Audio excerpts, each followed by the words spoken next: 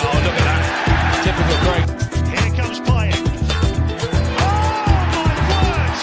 Absolutely magnificent. Reed! He rose so high! Nearly touched the sky!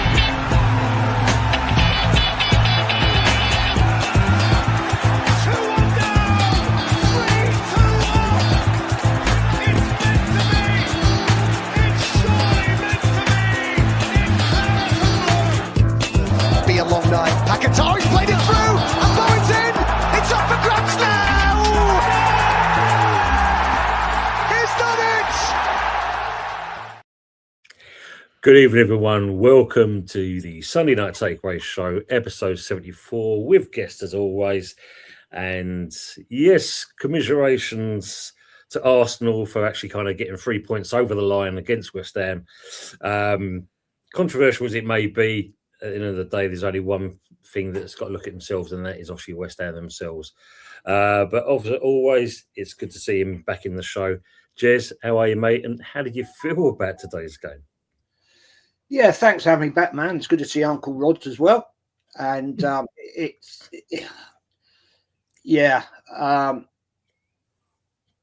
a great win for Arsenal, obviously. I can't deny it. But I'm sitting here with a little bit of a heavy heart because I did say earlier I didn't want Arsenal to be the club to send West Ham out the league. I've got respect for West Ham. So it's a great shame. It's a great win for Arsenal. I think that's the league done, unless we do something absolutely stupid. I don't think we will. If you look at the end of the game there, which was painful for West Ham, the way the players were reacting, you know, you could see the passion.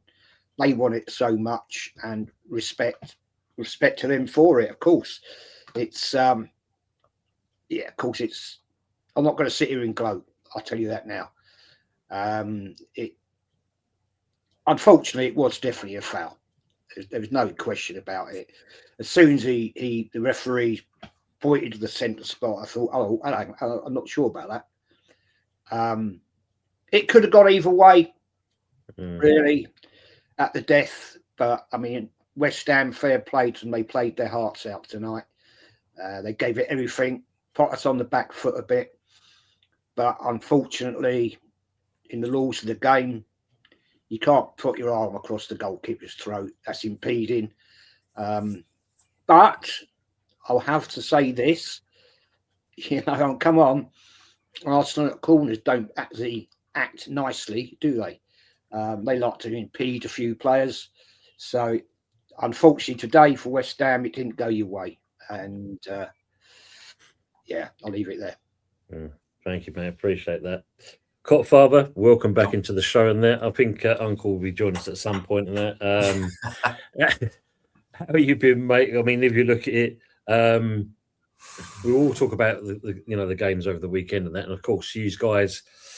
Well, the booze again. Not the actual booze, which we would rather prefer, but actual booze to the team. And he got booed because he decided to take off Rio, who was having a really good game, to keep on Gakpo, who only had about 17 touches, if that, about 12 touches. He was just non-existent. You watch the match. Within the first 5 minutes, we go up 1-0, and you're thinking, okay, here we go. Chelsea don't do very well. As soon as we score one goal, we score 2, 3. Oh, no, not on the Slot. Because you see what Slot decides to do is he then says, calm it down, play possession-based football, which Liverpool have never played. Liverpool don't play possession-based football. If you look at our best team in the last 10 years, it was Mane, Firmino, Salah, who would get you from a counter-attack from a corner. We're a counter-attacking team. That's our strength. So when team plays low block against us, we don't stand the ghost of a chance because we're not possession-based and we can't counter-attack low block. So we don't do very well in those games. So that's how it always ends up with us. But yeah, it's annoying that they scored from a free kick like that, because that is just absolutely ridiculous. Gakpo just got shoved off the ball like he's not even there, like he's a mannequin, just shoved off the ball, like move that, go, get out of the way, you. Forget you're supposed to be marking the ball, just get out of the way. You know what I mean? He's got to be stronger there. There's no reason why Gakpo was left on the pitch. And if you're going to take any player off to bring on Isak, it would have been Gakpo. I don't get why he took Rio off. Rio's more likely to score than Gakpo based on what we've seen recently. But again, this guy just doesn't know what he's doing. No, of and that's course. what's frustrating for us Liverpool fans is we have a manager who doesn't know what he's doing. Yeah.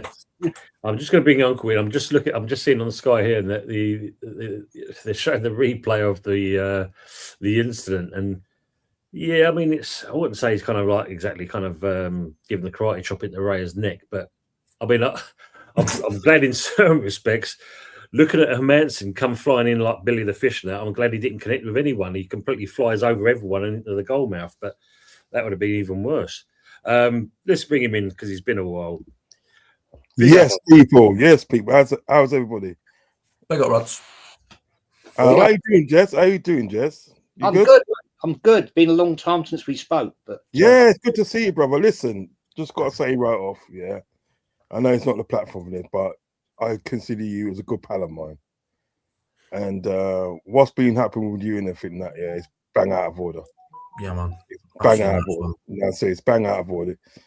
No matter what you and a person's got, you don't go after a family like that. Nah. It's bang out of order. That's all I've got to say in it. It's bang out of order. That's it. Leave it there. And I've got Jez. I've got your back. Jez. Appreciate anyway, it. Let's carry on with the show. Do you know what I mean? Just had to say that. Get that out of the way. Fine. That's good. I was going to leave it to afterwards, but thanks for bringing that up, Uncle, anyway. But let's say hello to the people in the chat first of all before we kind of go in with the weekend of football, as they say. Big up to Matt. He's saying robbed by VAR, for fuck's sake. Although Rob Green defending Ray by saying it's a foul by Pablo. I swear the EPL want us relegated now. First last week versus Brentford. The decisions against us, and again this week. And you guys don't really know too much about this, but when you get down to the bottom of the table and that, nothing really goes your way. We've had it against the Everton game. Pickford, when he came in on Tatty, VAR saw nothing in there, let that wave on. The Brentford game, again, when you look at decisions there.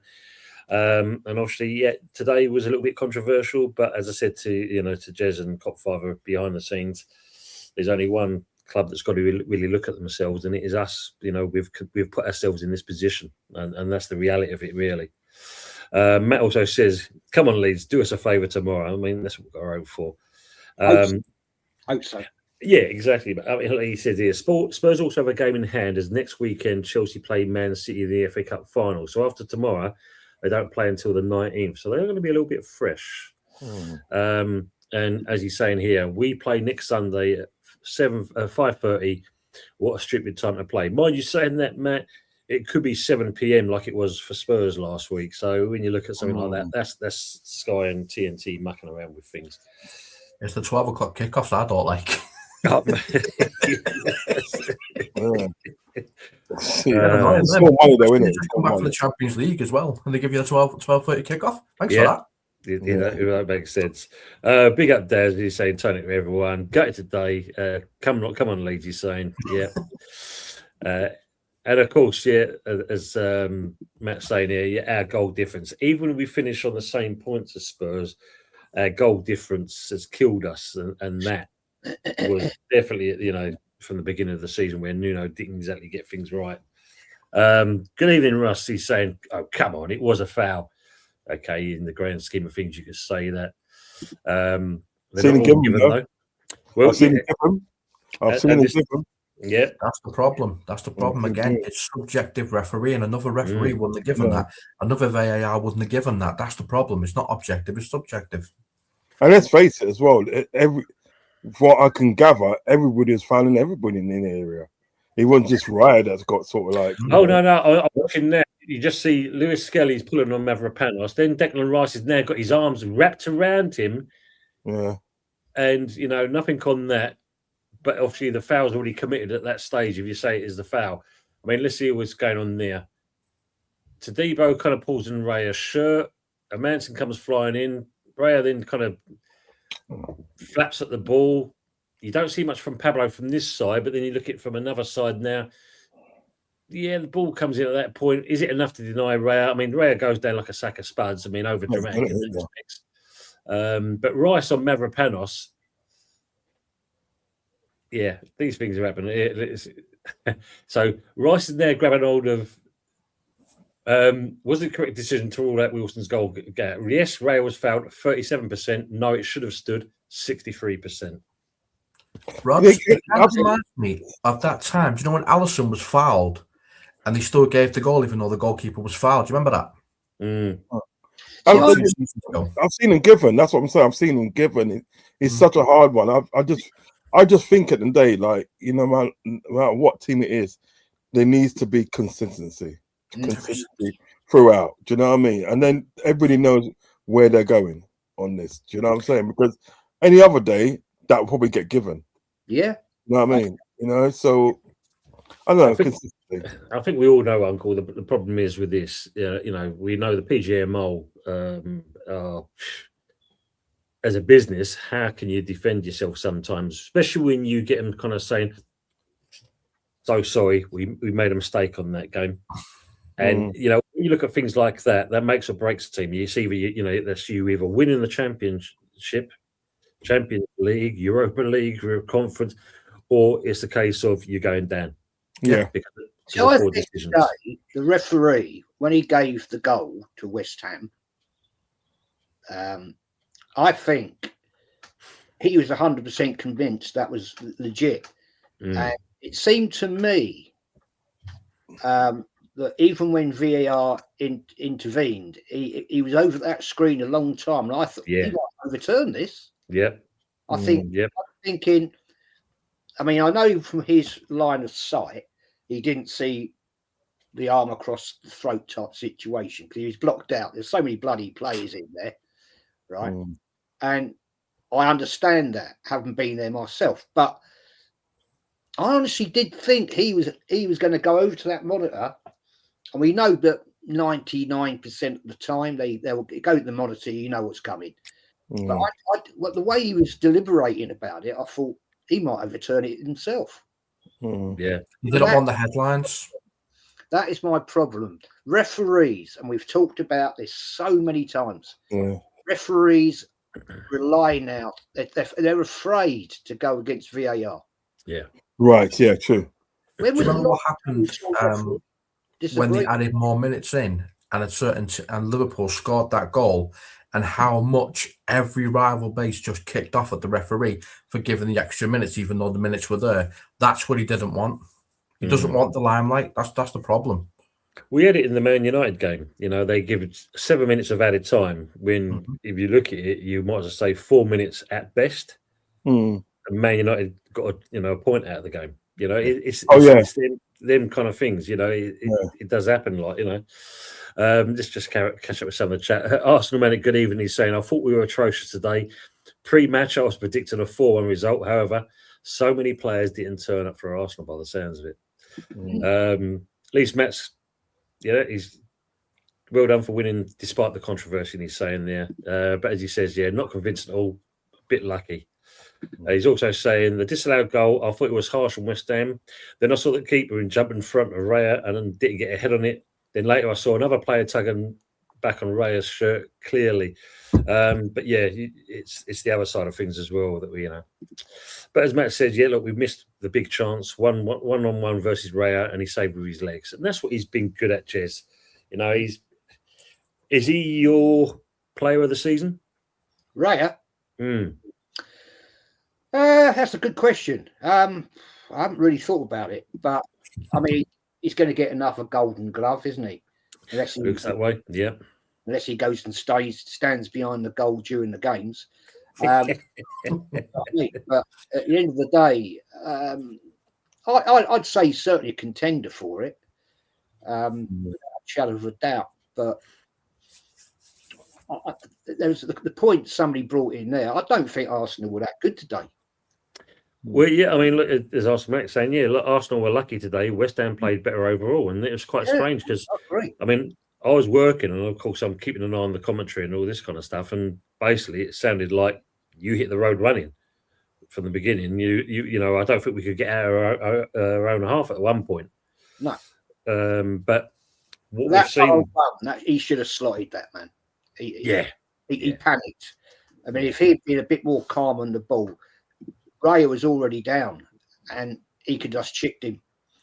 But I suppose that comes with experience. I mean, That's what's cost us over the season as well. Is that it's easy for me to sit here and yeah, say, of course. "Oh, he should have chipped him." Easy to say that. I mean, when you're there, I'm sure it's a lot bloody harder than it. Yeah, it's true. This is So- true. Arsenal next saying, even if we win the title, it won't be that satisfying. Was never a convincing Premier League campaign. However, if we were to beat PSG in the final Champions League, in the Champions League, you can't fault us. That's an if. And I think he's saying here for large spells today, I wasn't sure who was the club in first and who was in the relegation. Seemed the reverse. Only the first 15 to 20 minutes we looked on top. Interesting. But Interesting. you know something at the end of the day, right? To win a title at the end of the day, you just have to get over the line. It's like F sort of like looking convincing and looking pretty and looking this, looking that. Get over the line by any means necessary. Get those 3 points, get them on the board, and you move on. That's what you got to do. Because I True, think Uncle. if you look at Arsenal over the years, they've been sort of like guilty of sort of like wanting to play the perfect football. Do you know what I mean? Wanted to score the perfect goal.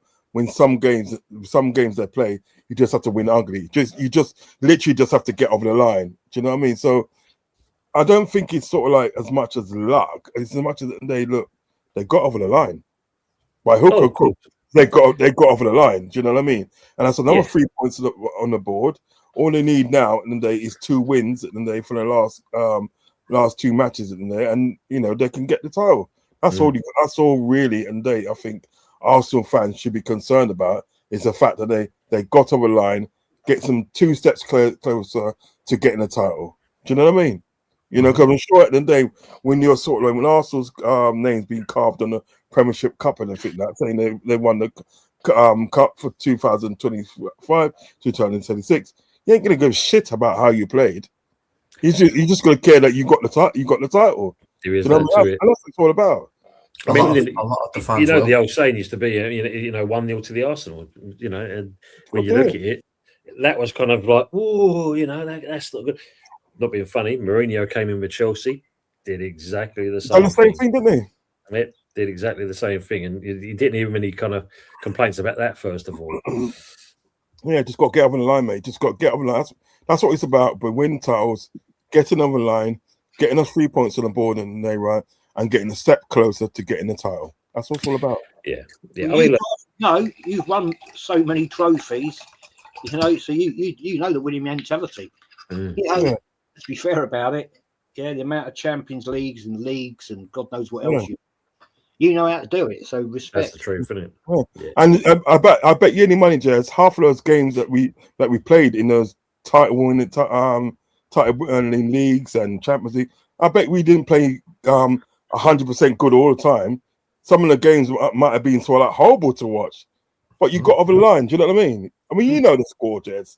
You know what I mean? You know the score. I don't have to tell you. Do you know what I mean? You've watched football from way back when, and you know at the end of the day, it's all about getting over the line by hook and crook. Gets over the line, another 3 points on the board, and we move. Do you know what I mean? Cool. Well, it's a fact because people go on about Arsenal playing beautiful football. Yeah, under Wenger they did. I won't deny that.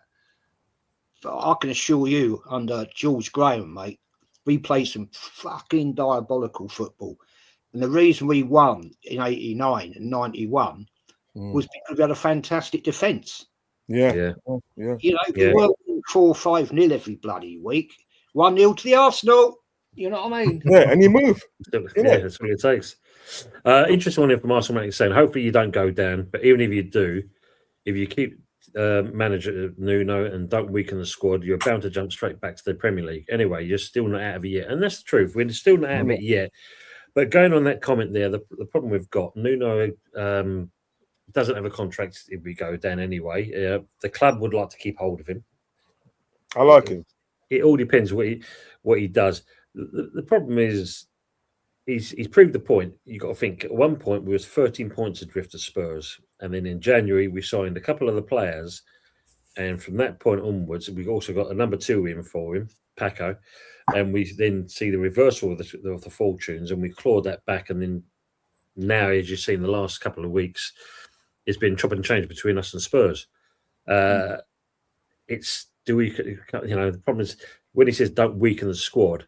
Unfortunately, with this board, when they turn around at the beginning of the season saying that we're 104 million pound in debt, we've got to sell straight away. We know full well if we keep hold of some of these players, it'll be an absolute miracle. But we already know, as Matt's already put here, and and I've already said this as well. Vultures are already circling around the London Stadium. They're waiting to pick the bones off the club. Yeah, exactly. And this is the thing. I mean, I remember when we went down. I think it was 2016. I think it was with Joe Cole and Lampard and Carrick's and all these players. And you're Ferdinand. Yeah, Ferdinand as well. And it's a case of we've got to make sure that we kind of stick together on that so we can bounce straight back up on that. And this is Glenn Johnson saying this. And then suddenly there was Glenn. Yeah. Fuck off to the east. Fuck off. Chelsea want you for 6 million. Do they? Taxi. And he was gone. And he was the first one to give the rallying cry, but he was the first one out the door. He's got some front, isn't he? He's got some front. Yeah, we've got to stick together. Anyway, I'm having my toes. I'm gone, mate. The old characters when you see him run for the door and the silhouette's on the I know. Still up to park. When he does a wheel spin with his feet. Wheel spin. Still up to park, mate. This is the thing. And this is what's going to be hard for us is the fact of we've got an ownership that kind of don't really kind of care too much about what goes on, as long as the remit from Brady before she left was we stay in the league for one more season. So that's 15 years we keep in the Prem. Not worrying about what the squad does and this and the other. It's all about that, and that's the problem we have. Also, saying even a draw between Tottenham and Leeds will give you a big lifeline. That will put them 2 points ahead. Then we'll have to go to Chelsea while away to Newcastle, which is tough. And this is the worst thing about it because Chelsea, my God, you don't know what side's going to turn up. If we're in a bad enough mess, look at that lot. That's just Cole Palmer is. I don't know what's going to happen to him. He just seems to have disappeared altogether. Yeah, but the things about sort of like West Ham, I'll be honest with you. I know there's a good chance of them going down.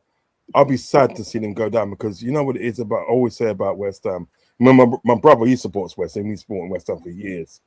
But like I always say, if you look at West Ham and you look at West Ham's history, that is like football heritage there. It's football heritage. And to see them go down again, it will be sad. The other times like that you went down and stuff, and I suppose it couldn't be helped. But this time, what's hurt you this time is Graham Potter. It's when you had Graham Potter. I think you've done too much damage to the club, to the team. Make it right on that one. Yeah. Mate, and it came sort of like unfixable. No matter how much you tried, it became unfixable. Do you know what I mean? And trust me, it'd be so sad to see West Ham playing the Championship next season. It will be sad. That's football heritage there. It's a great point you say, Uncle, because when you look at like this, Lopetegui, funny enough, as much as it's like what the hell is this bloke saying, doing, whatever. The beginning of the season, if it wasn't him getting the 28 points, that season we'd already be in the Championship now. Yeah. And it's them points that kind of kept us up. Potter, when you look at it, bloke's been out of the game for 2 years, severely damaged by Chelsea going there. As we said, it aged the man going to that place. And they were still paying him for 2 years. He didn't give a monkeys because he was still getting a wage doing bugger all. And then he comes to us, and I think the worst thing was in that when we played Aston Villa in the cup game, this was when he was first introduced, it was like, well, this don't look too bad. We might have a chance of turning things around. But of course, you've got to remember that was the opening game. And we've been dealing with Lopetegui football, and then we've seen this, and there was this kind of change. So in certain respects, we all got shafted in believing that this could be the change, and we got the complete opposite. Yeah, it's a difference still. Just the thing is about it, right? As my mate Fuzzy says, and I think that, right? He says this: people like Thomas Frank, people like Graham Potter, and even people like Areola, they are okay at their respective clubs, like your Bournemouth, your Brighton, and your Brentford. Soon as they start stepping up and going to other clubs, it all goes Pete Tong. Like, It's like Graham Potter went to Chelsea, and That's a big step up for him, and for that went wrong, horribly wrong. Thomas Frank, the same thing. He's gone down to Tottenham in the day, right? It's gone horribly wrong. Do you know what I mean? Sometimes at the day with these head coaches, or you can want to call them managers, I think sometimes they go into situations that are too big for them. And we've got the same thing now with Arne Slot. You know what I mean? I spoke about this, and I spoke about it with Arne Slot. I mean, sorry to change the subject, put it on Liverpool, but I spoke about Arne Slot from before he came in. Cop Father can attest to it. I said at the end of the day, this is the wrong man for the job. It is too big for him. He hasn't got the experience. Yeah. However, he came in and he had Arne's young Klopp team. Young Klopp sort of like aggression and sort of like mentality and stuff, right? Everything to do with Jurgen Klopp, and he won the league. He didn't really change anything. He won the league. Now at the end of the day, it's time for him to pick his players. You know, get rid of the players and pick his own players, and he's going horribly wrong because he hasn't got the experience. There's no way at the day that Arne should have been with Liverpool. No way. You even seen it now. It's just like it is horrible football to watch. And meanwhile, at the day, they're protesting about ticket prices. Well, I'm not being funny at the day. If the football carries on like this, there'll be nobody buying tickets. So you're protesting about the wrong thing. So I hear you with the situation, obviously, with West Ham. You know, you had Graham Potter caught in there, and he just turned it horribly wrong. Because we're used to West Ham and they playing good football. Do you know what I mean? At one time, they had the best academy in England. Do you know what I mean? So many good players came from West Ham. So many good players. Do you know what I mean? Right? The heritage. Yeah. They were the first team in London. Yeah, and not a lot of people know this. They're the first team in London, right? Back in the 70s and that had a lot of black players. Do you know what I mean? They're the first team. When all those other teams that they didn't really have black players, West Ham had a lot of black players in their team. Do you know what I mean? Because I saw the interview with have you seen the interview with Kai Best? Clive Best, yeah. Yeah, I've seen the interview with Kai Best. It's a good watch. If you can find it, guys, it's a good watch. Yeah, absolutely. And he goes, West Ham had the most black players in the team. So you got all that heritage with the club and that, and then you get some guy coming in and that really doesn't know what he's doing, and he's landed you in a world of trouble in the day. And it's just unbelievable. It's unbelievable. I feel sorry for you guys. I do really think you're good, guys. Babe, I've just got to say a phone call. Oh no, he's hanging up. Let me just see if he's coming on. Was that your takeaway? Probably that, yeah. I mean, look at this. I mean, this just kind of proves a point. Pepsi saying here, getting all kicked off around me when Trossard scored. Arsenal fans sat in with the hammers.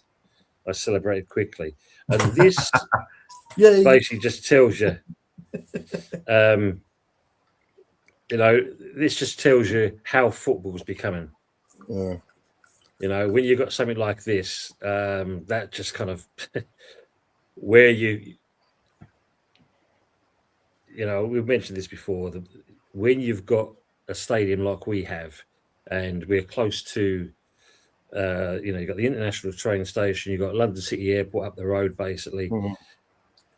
You can literally walk in off the street, get a ticket, get a seat, and you can be sitting next to the home fans as if you was one of them from day one. And that's where it's all wrong. Don't think I'd be doing that personally. And this is the thing, Jez. I mean,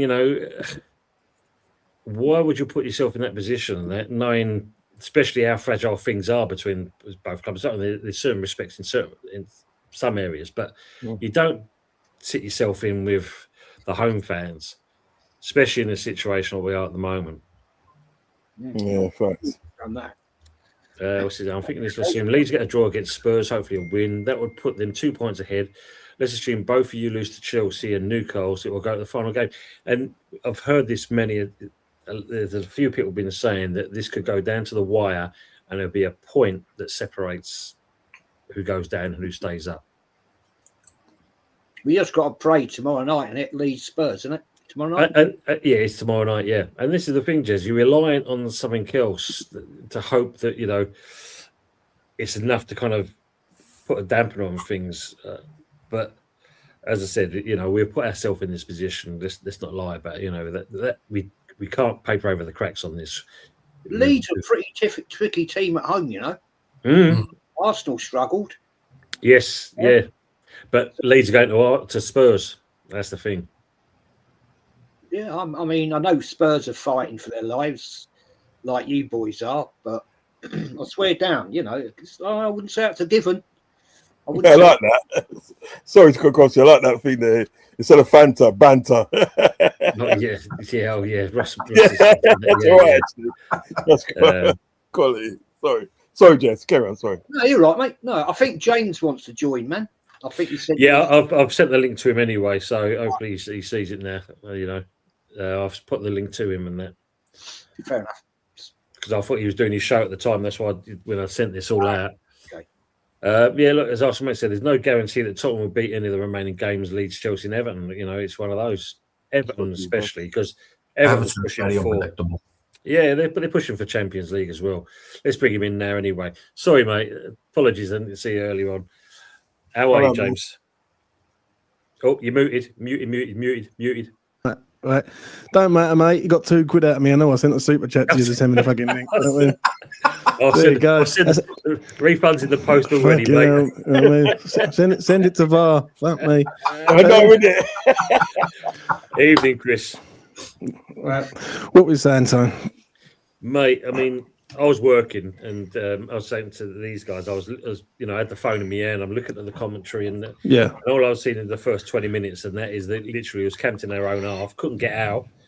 Arsenal literally battering the rafters, and I looked at, and then I thought, hold on, it's 40 minutes, it's still 0-0. Yeah, this is all right. Then I see half time come up, and I thought, bloody hell, maybe fortunes are shining upon us, kind of thing. And then it got on to the end, and as I'm driving back, I've just got into the car, and by the time I turned the radio on, that Arsenal has scored at this stage.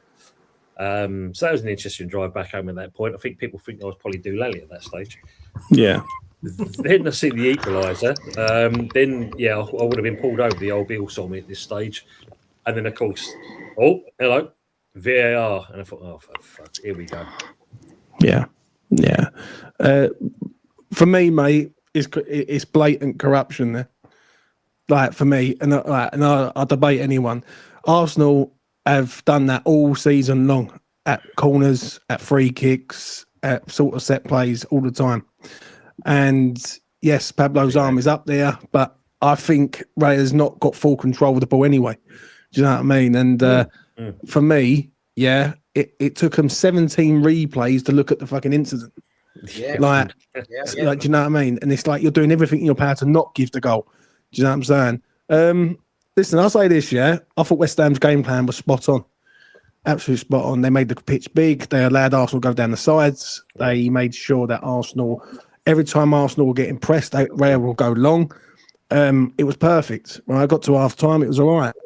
We had a golden chance with Fernandes. If he scores that chance, then it might be a bit of a different game. Arsenal would have to come forward, and then we might be able to hit him on the break and get another one. The goal that they score is a good move from them. But I think it was just a case of that we was knackered. It was just knackered in the end because we'd worked so hard. But at the end of the day, I feel like football is turning into the most softest game in the fucking world at the minute, especially in the Premier League.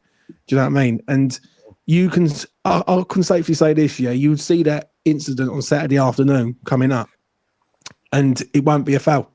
Exactly. And there's been too many times where the balls have been going in. Like, people got to understand the circumstances of this now. Yeah, it's the 95th minute. There is bodies flying everywhere. No one will mention Declan Rice shoving fucking Somerville, then pulling back Mavropanos in like a rugby style challenge, because it's not narrative to the conversation. But at the end of the day, we're not going to get relegated because we lost against Arsenal. We're going to get relegated because we've been poor over 38 games. It's as simple as that. Do you know what I'm saying? And for me, just to round up on what I want to say, I just feel like the last 2 weeks, I felt like something's changed with us in regards of getting bad decisions. Last week was bad. Brentford away, we should have at least had one penalty, if not two. Today, that at the end, where the referee doesn't make a decision on field and VAR's got involved, I just think it's just morally wrong for me. If the referee gives that, then for me, there's nothing. No one can say anything because it's a referee mistake. You had to allow it to go to VAR, and that's jeopardised everyone really. That's affected Manchester City in the title race. That's affected us in the relegation dogfight. Yeah, it's bad for me. Yeah. You know what I'm saying, James? I was saying like there's no consistency because, as you said, which is true. Next week on 3 o'clock Saturday, game kicks off. You get exactly the same thing, and it'll be given. They wouldn't even probably even go to the VAR. Do you know what I mean? It will just be given. It's like last week when we played Man United. We played Man United, and you can see at the day that sort of like Sesko has pushed it in with his hands. You can see he's pushed it in with the fingertip of his hand, right? Yeah. Referee didn't even go to the VAR of that. He just said, "Go." You know what I mean? He just said, "Go." And that. Bruno Fernandes does a tackle, studded. It comes in studded, stud showing on Szoboszlai. Could have broke the geezer's leg. Yeah, right. Referee said, "Play on." Nothing to see here. Yeah. Do you know what I mean? So it's very subjectual. These referees at the day, I don't know what they're doing. I don't know what they're doing in games at the day. As you said, it's true. 95th minute, right? West Ham at least wants to get a point out of it. You know what I mean? Yeah. But there's going to be bodies flying everywhere. There's going to be bodies flying everywhere. Look at yesterday when we played Chelsea. Same thing. There's bodies flying everywhere. Do you know what I mean? All the referee did is come in, said, "Calm down," and then they took the corner. Do you know what I mean? So, to me, you're right. It's like very corrupt in a way of like how some decisions are given in certain games. Do you know what I mean? You know. But the problem is, why didn't the ref give it? I think, James, you have a good point there in what you said. I mean, I think personally it was a foul, but there used to be a point in time where you could challenge the goalkeeper. That seems to have gone out of the game now. Goalkeepers, by book, are way too protected. That's my opinion. And I think you've got a good point for your argument is Raya was going backwards. Yeah. So for me, he didn't have full control of the ball. Exactly that. If he had full control and he had dropped the ball, then I would say, right, it's a foul. Absolutely. Right. But he hasn't. And good, Luca. The problem is that you will see that every fucking week over a park. But in the best league in the world, you're going to call that as a foul. And then, no disrespect, right? But Arsenal are the fucking kings at this, at set pieces. Yeah. Do you know what I mean? They've done it all season. You know what I'm saying? And, you know, how anyone can sit there with a straight face and say, "Oh, that's a foul." If that's up the other end and we're 1-0 up and that happens to use, I can guarantee it, the whole fucking North London will be going berserk. Like, you know, it's just, for me, I can accept losing, don't get me wrong, right? Because West Ham have been shit, West Ham are going down. What I can't accept is losing a game when really the rules are sort of not bent, but they're sort of swerved for a big six side. Do you know what I'm saying? Like, and I can't get on board with that. I really can't. And I feel like that's been quite unjust for me. And it ain't that. It's the last 2 weeks for me. We've had, like last weekend, we had 2 penalty decisions. What are blatant penalties anywhere else in the country? We don't get them. And then this week, I think West Ham deserved a draw at that game. I think we played all right.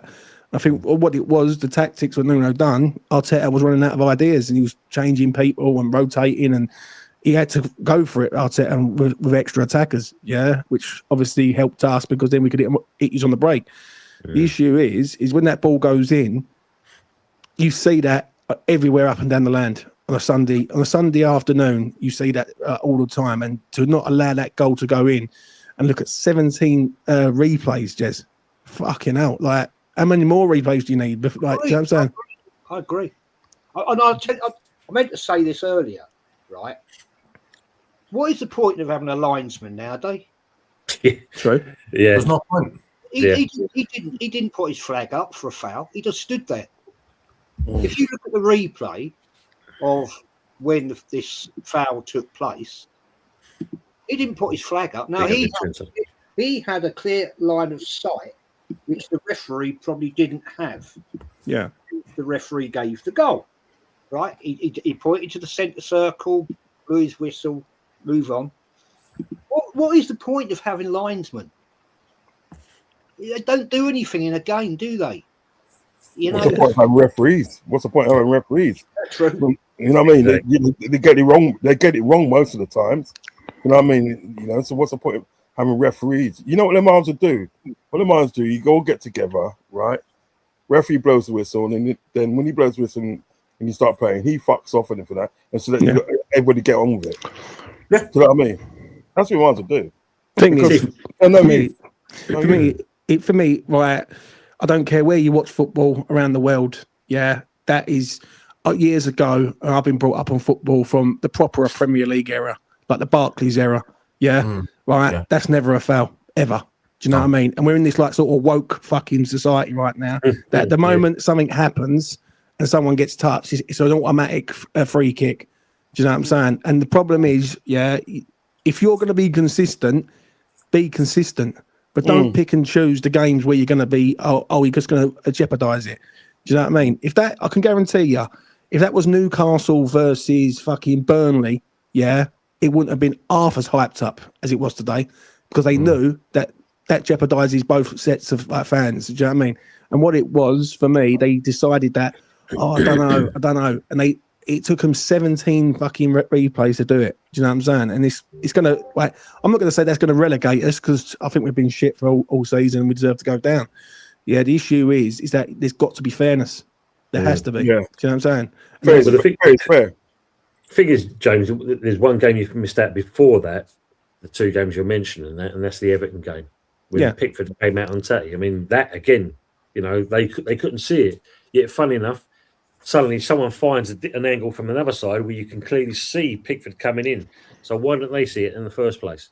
The thing is, I thought VAR wasn't supposed to get involved unless it's a clear and obvious error. Now, how the fuck is that clear and obvious error? They're looking at 17 replays and it takes them 5 minutes. That's not clear and obvious, is it? No, like it's just not. Do you know what I mean? And the thing is, I've got nothing against Arsenal, right? And I'm happy that they're going to they are going to go and win the league.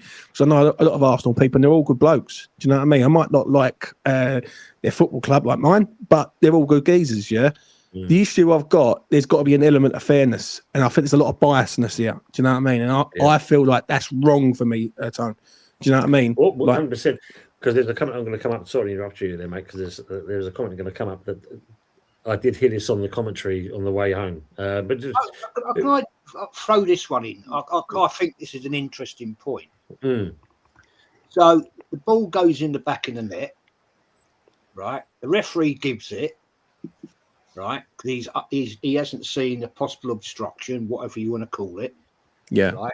Well, I don't know about a player pulling his shirt from behind. I never saw that. So the referee gives it. VAR then said, "Oh, hang on, we've got to have a look at this." Now, what brings it into disrepute, in my opinion, is that VAR looking at it for like forever, and then they throw it back at the referee and say, "Oh, go and check the monitor." Exactly that.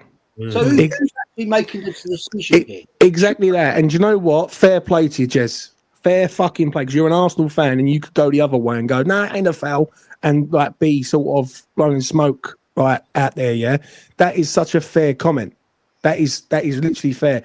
VAR's got involved. They've bottled the decision and they've handed it over to the ref. The ref hasn't even made the fucking decision. Like, that's the truth. You know. That is the whole point of what I think VAR is.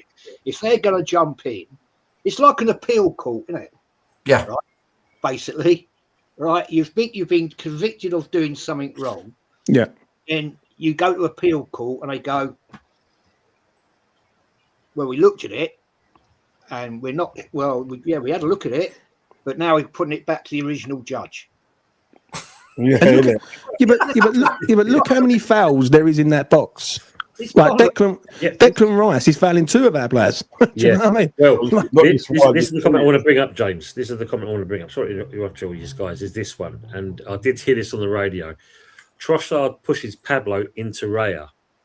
if VAR watched the whole instant, it looked like a WWE Royal Rumble. Yeah. Corruption at its best.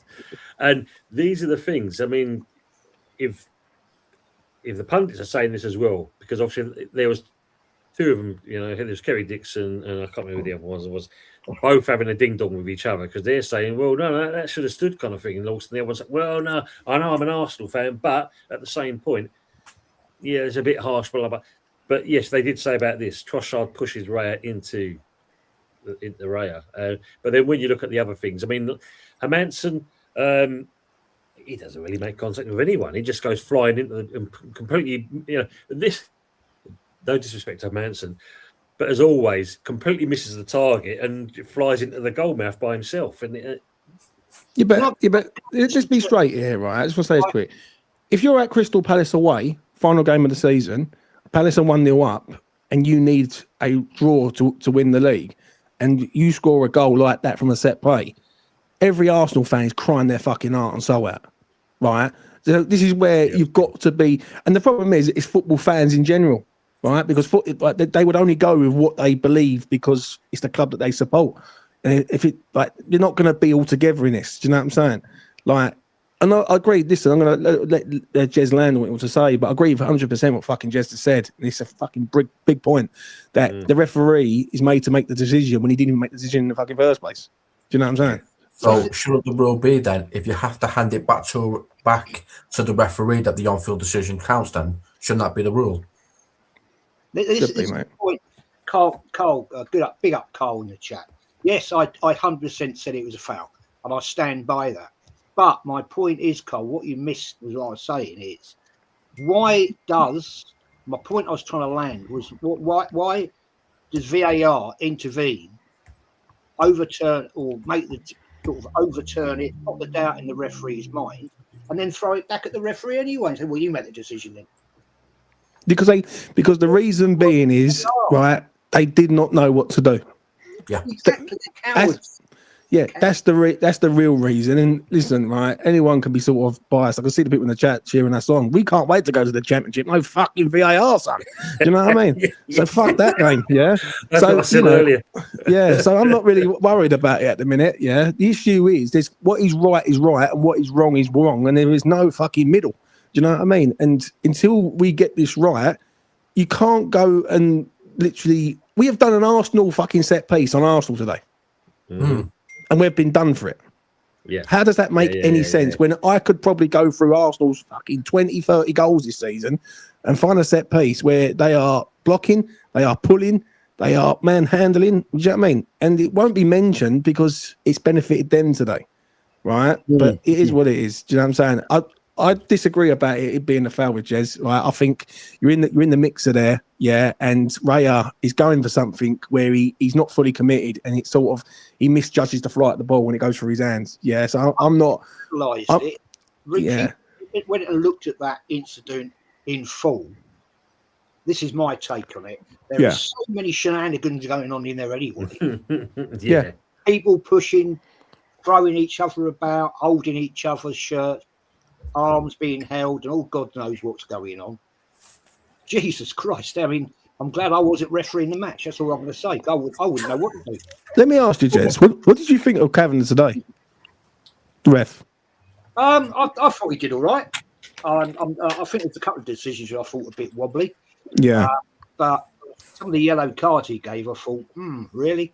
I don't think they were all warranted. So I think he was under big pressure there today in that game. That place must have been a cauldron. And he looked at, I don't know, I mean, at times he looked a little bit out of his depth, in my opinion. There. Do you know what? I completely agree with you, mate. 1,000% agree with you. He looked like he didn't know how to handle it. And when the game was going into the last sort of 5 minutes of that game, and there was just balls everywhere, people flying in everywhere, that was proper Premier League football from back in the day. That was. And the problem is we don't play back in the day now. We play in this 21st century. It's like non-contact sport, and that's where the shame is for me. Like, you feel like that for a while, though, isn't it? You used to be able to challenge legally. Legally, you used to be able to challenge the goalkeeper in the 18-yard box. That seems to have gone out of the game now. I don't know. there's a laws change that I've missed, I don't know. But I We'll mean, get a bit of headers next. I don't mean like in 1890 when you could throw the thing from the net. Poor old Stick Carl. one on, man, isn't it? Stick Yeah. one on, man, isn't it? Yeah, poor old Carl in the chat. He won't admit it that he's wrong, but, but you know something? it's all right, Carl. Carl, You know- just enjoy the Premier League, you prick. Do you know what I mean? It's not fucking moaning. You know, I'm saying, fuck's sake. you know something? Yeah? I thought there was supposed to be. I thought like two Aces. things. Two things. I thought there was supposed to be one, stopping all that argy-bargy in the penalty era. I thought they were supposed to be stamping it out from about 3 or 4 seasons ago. Yeah. Yeah. And number two, and I thought it was supposed to be again stopping like players crowding the referee. Now, all those two things at the day have not been done. They're still carrying on today. Do you know what I mean? Still happening. Yeah. But they were supposed to be stamped out about 3 or 4 seasons ago. Do you know what I mean? I'm sure I heard them say that only the captains can come and approach the referee. Yeah. Do you know what I Seen mean? that, yeah. And then obviously, all that melee in the area, they're going to stamp out. They're going to start giving penalties away and stuff like that if that goes on. Do you know what I mean? But seems to be the same, doesn't it? See, the thing is, when you look at like seeing the comments in the chat, and I'm catching up with them, that it's a fact of West Ham's going to see it their way, Arsenal are going to see it their way. There's other people like you know, Liverpool guys as well, and any other kind of supporter, they're going to see it a particular way as well. And the crux of it all is, and we've all basically said it, is the fact that when you look at certain things that have gone in certain games throughout the season and get away with it, and then you have one particular game which basically balances a relegation and a title, it's only going to go one way. Let's be real on that fact. It's only going to go. It's always going to go that way, though, Tone. Like, I've just seen Carl in there, right? He's right sensitive. I called him a prick, right? So I'm going to call him a prick again. Do you know what I mean? Because I don't really care. So yeah, it is what it is. I mean, like at the end of the day, if that's Arsenal up the other end, right, and we're 1-0 up, yeah, every Arsenal fan's going berserk that ain't gone in. Yep. And that is no two ways about that. You know what I mean? They have won. They've won today. Well done. Yeah, they got the win. They're going to win the Premier League, but there has got to be an element of consistency in regards of VAR, whether or not that's next year or the foreseeable future. And there isn't at the minute, because 1 week there'll be a decision like that will cost the team. Do you know what I mean? That hasn't cost West Ham going down. Do you know what I mean? That hasn't. Right? I can admit that. But for me, 1 week to another, it's always fucking different. And how's that work? Do you know what I'm saying? It's always subjective. That's what I don't like. I don't want subjective refereeing, because that depends on the guy in the VAR booth and that depends on the guy on the pitch. We need objective refereeing where they're just going by the letter of the laws that they say they make. Yeah. But they don't even stick to them. So what's the point of the laws? Yeah. Here's an interesting comment here. I mean, Jez, this is one for you. Look, Arteta showed what a great manager he is today, taking one of the best midfielders in the league and putting him right. I could not believe that. Honestly, I was like, "What a result!" He's put fucking Rice right back. What a result! Do you know what I'm saying? I mean, I thought, why don't you just bring on Mosquera? How do you think? Was it Zubimendi, isn't it? How do you think he's going to feel tonight? He gets subbed on, then subbed off. Fucking hell! He's doing a slot substitute. Yeah, he subbed him on for about 20 minutes, 25 minutes. Fuck me. Yeah. Gomez the same a couple of games ago. Gomez came on, and then all of a sudden they took you up to bring someone else on to put him as right back. Yeah, no, mate. I know. I mean, look, Luke's like he's saying here, look at the positive. Another clean sheet for Arsenal. Sometimes you win ugly. A sign of champions winning when not playing well. And, we've seen this over the years from quite a few clubs, don't get me wrong. It's one of those. We've already alluded to Arsenal 1-0 to the Arsenal. We've alluded to, obviously, Mourinho with Chelsea. And if you look at Arsenal's thing, you're starting to score some goals lately from outside of the box, but most of the goals this season, Jez, has come from set pieces and corners. And that's, it's as Uncle said, the job's done. You got 3 points over the line. But if you're going to be the title winning challenger, you want to see a bit more, I don't want to say attractive football, but you want to see a better style of football rather than just relying on that. I mean, what's your thoughts on that yourself there, Jez? Sorry, mate. I did. You broke up on that. I didn't quite catch you. I thought I'd listen. I copped out here. I was saying when you look at the comment here, when you think about most of your goals have come from set pieces and corners rather from outfield play, would you rather see that all season, or would you rather see a better style of football? I think with the players we've got, the set pieces we've done have caused devastation to a lot of teams, and I'll take it.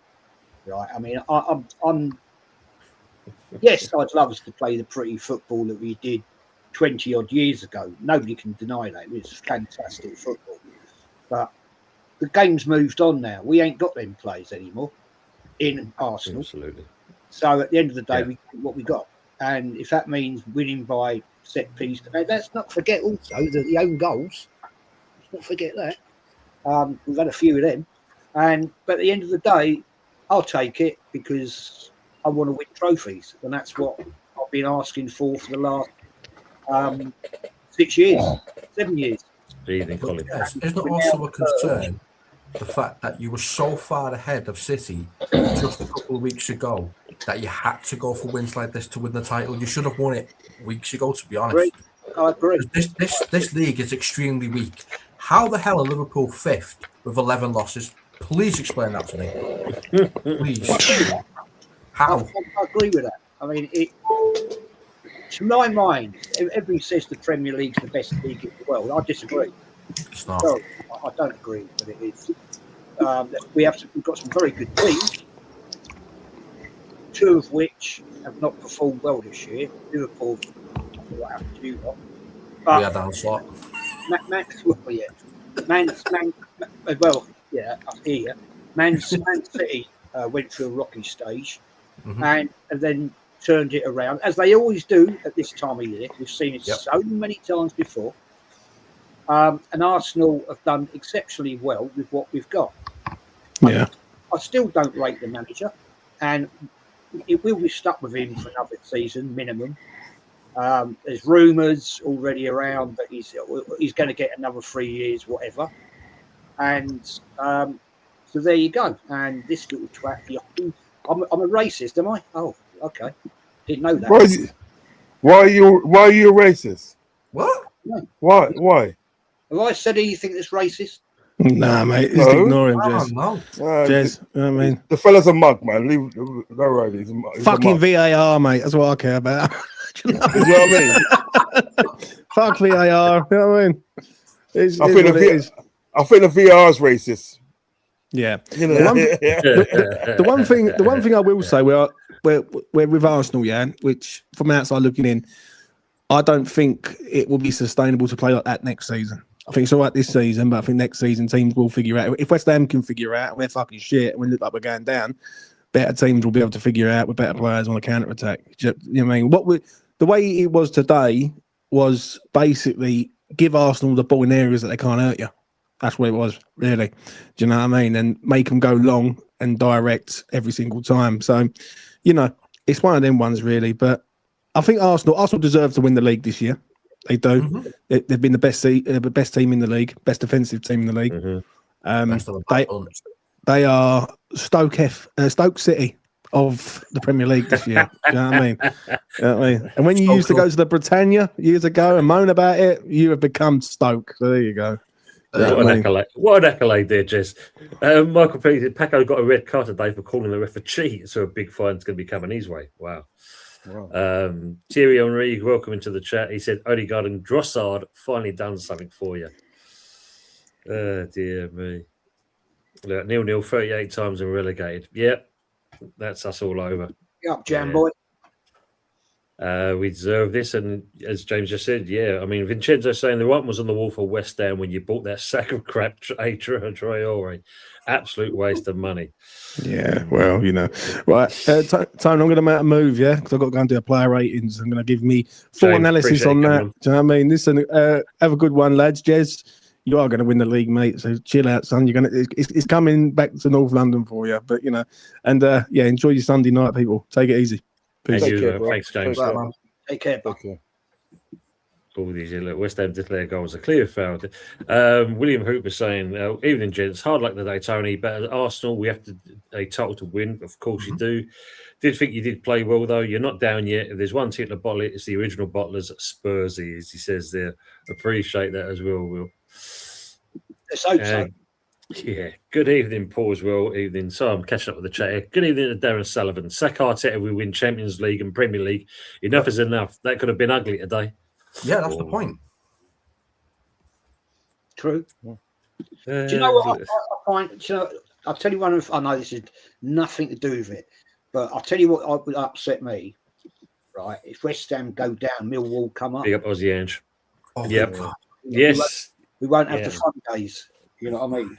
And I mean that actually because it's always good banter. But yeah, we'll have the popcorn Jesuit down in the Champions League and that just to watch you know, kicking off with you and that. We'll be all right. Aussie Ange says, "Hi, Pano, how convinced are you of Arsenal the title now?" I mean, it's your title, mate. Take it. It's very much in their hands. You know, and it's one of those at the end of the day, and that City have got to do a job and Arsenal have got to do a job. Just like we've got to do a job and Spurs have got to do a job. And it's still in the lap of the gods in certain respects. Yeah, I agree.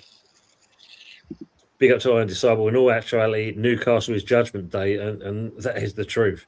You know, if we don't get anything out of that, then and Spurs, even if they draw tomorrow, then it's still a big mountain to climb. It'll be very interesting. Go to support Spurs. That's your level. Well, Jesus. No, right. Yeah, like, well, look, as he says here, I feel no sympathy for West Ham. It's 38 games; they haven't been good enough after 36. Say all 38, mate. That's the truth of it. There's certain games we've turned up for, but other than that, Jamboy saying, I think we're going to win it now. But if we don't win today, it was City's. There you go. Yeah. They're still hunting you. Yeah, I mean, Jeff, it could be. You know, it's still time. There's still time. Who knows? We don't know. As I ended up with saying, yeah, Potter did stink up the joint, but he originally came in saying we're going to get relegated, and when Sullivan got word of it, schooled him and made him go back and lie to the team. There you go. And there's a lot of this is good. It's nice to see a lot of people saying that I hope the West Ham do stay up. And this is interesting, Jeff. I mean, you know, we know full well with this ball, if they're going to get rid of players, then it's where we go from this. If we do go down, do we bounce back up straight away? Maybe not. I think it all comes down to if Nuno gets in the right players. If we still have Nuno, put it this way, if we have Nuno in and he gets in the right players, he proved that when he got the players in January window, there's a chance we can do something. Unfortunately for me, Nuno's severely got to look at himself in some of the games he's actually managed and these tactics, what he's done. Because he's, like I said, you know, to lose 22 points in a winning position, in all respects, if it was being a West Ham or an outside person, you can definitely say that is literally relegation fodder. Yeah, true.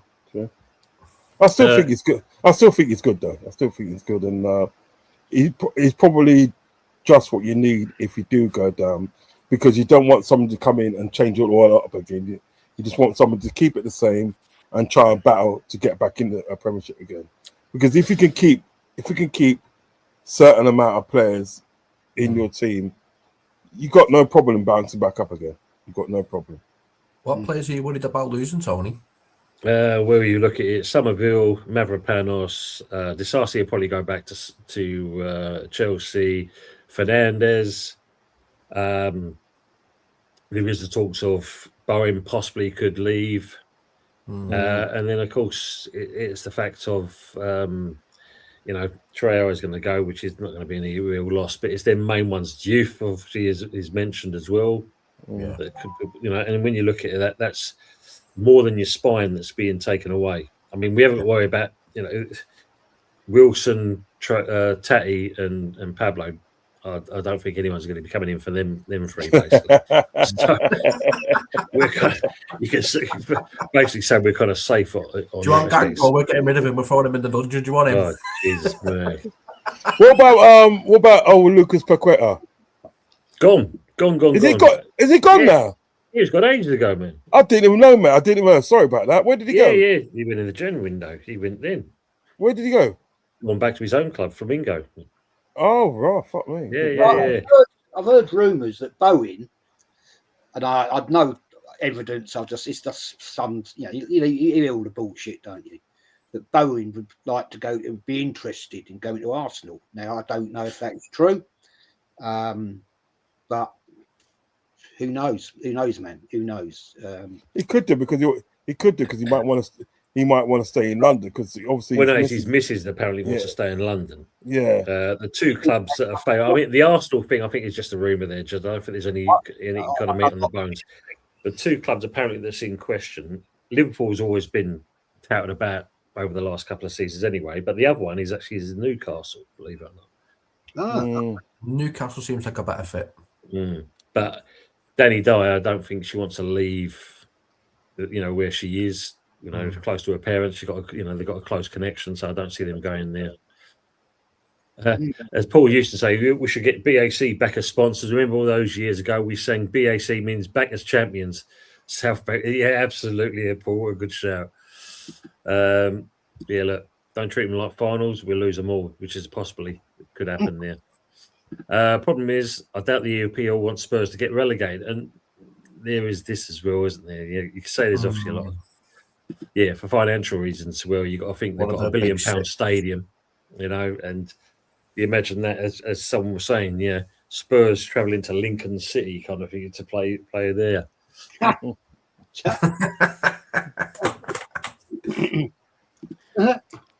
It's just one season. We'll be fine. Good evening, Ray. And I think that could be the way as well. DG saying Arsenal never does it the easy way, man, or shaking the end of game. Try supporting West Ham with Nuno, DG. That's when you're shaking completely out after that with some of the decisions. Trossard has definitely laid off the Stellas lately.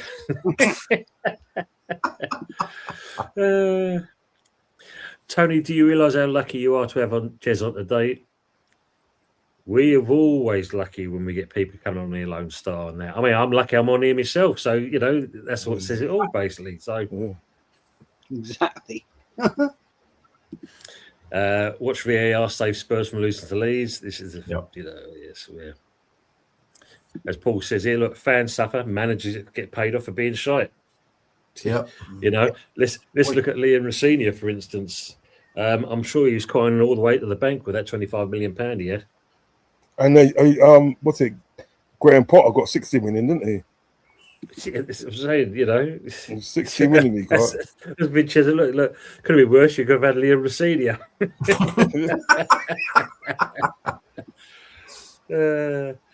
Spencer Stewart saying to you, big up Jez in the chat. You guys take one step closer to lifting the Premier League trophy in 22 years, isn't it, Jez?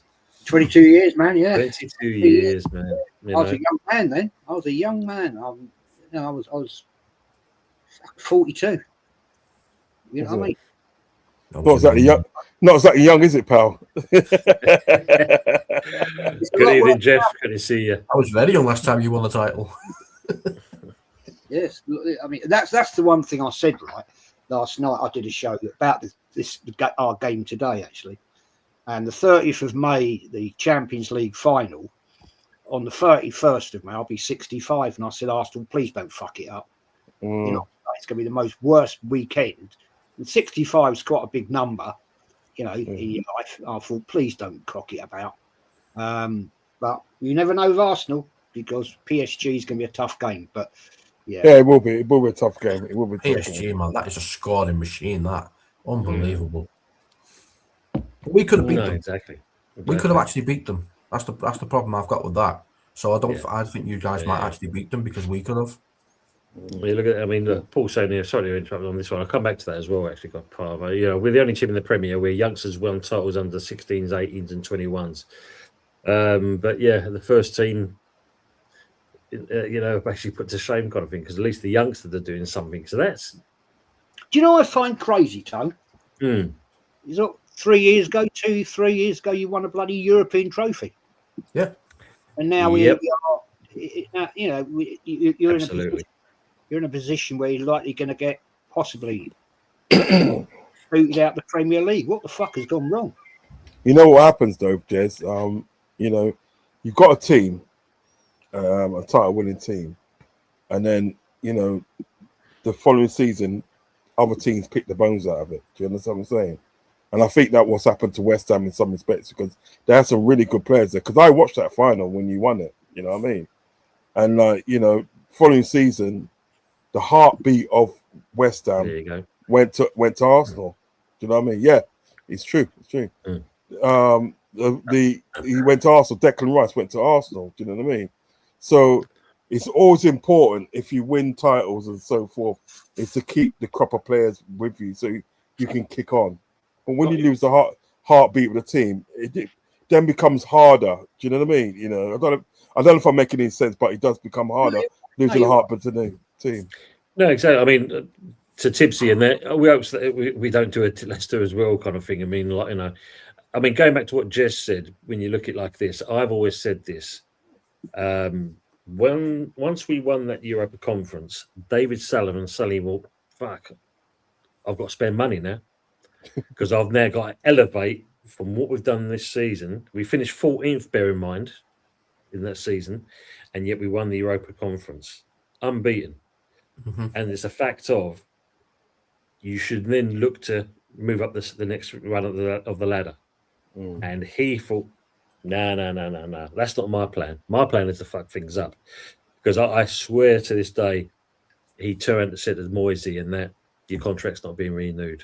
Because that season, after we won the Europa and that, there was a different style of football from Moyes. Moyes had switched off by that stage, in my eyes. That's my opinion of it. People in the chat may say completely different, but that's the way I saw it, because we didn't play the same way. And considering 3 years on the spin, we got into Europe. Yeah. And that fourth season, it all went. And apparently, when he started to turn things around, this is when apparently you hear the story that a contract was put on the table. Sullivan then ripped it up and then apparently give him a new one. And by that stage, Moyes already kind of said, you know what, I'm off anyway, so it doesn't really matter. But this, again, comes back to what Jess is saying. If you've got to that kind of stage, and that's be it Liverpool, be it Arsenal, West Ham, whoever kind of thing, full well, if you've got to that stage and you've won something, you want to better yourself for the next season. And that's what it's all about at the end of the day. Yeah. Unfortunately, with this ownership and that, we never got that. And, we won that trophy, 43 years, we had not won anything in that respects. So to get that over the line kind of thing, great. Enjoy that. But now can we move up the next ladder? I mean, I've done a video yesterday talking about, obviously, and this just shows you, this is David Sullivan being interviewed in 2017, a year after we moved into the London Stadium, and basically turning and saying, from being a tin pot club, Upton Park, by the way, to becoming a big club. 10 years later, look where we are now. Yeah, see? That's better the devil you know. Be careful what you wish for, innit? Absolutely, my friend. Absolutely. Very true. Spencer Stewart saying here, look, Leeds are 3-1-0 in the last 4 league games. They've been formidable. And when you look at that, what's interesting is the fact that, Leeds were talking about getting rid of Farker the season, last season, and look what he's done for him. But yeah. Jeff saying, obviously, most of you were silent when the minority of us were vocal and saw this coming a mile off. You lot have settled for championship football and helped contribute to our demise. I don't think so, Jeff. At the end of the day, in that, I'd rather see West Ham, succeed and do better. That's what we want for any football club. Regardless of being West Ham or whatever kind of thing. I mean, yes, I'm a West Ham man, but I'm also a football man as well. And also, like, when you see clubs do well, then basically it just shows you their progress. And Uncle's mentioned 3 clubs here, the 3 Bs, the Brentford, the Brighton and the Bournemouths. They're smaller than us, but they're miles better run than us. Not being funny, than all 3 clubs that you support here.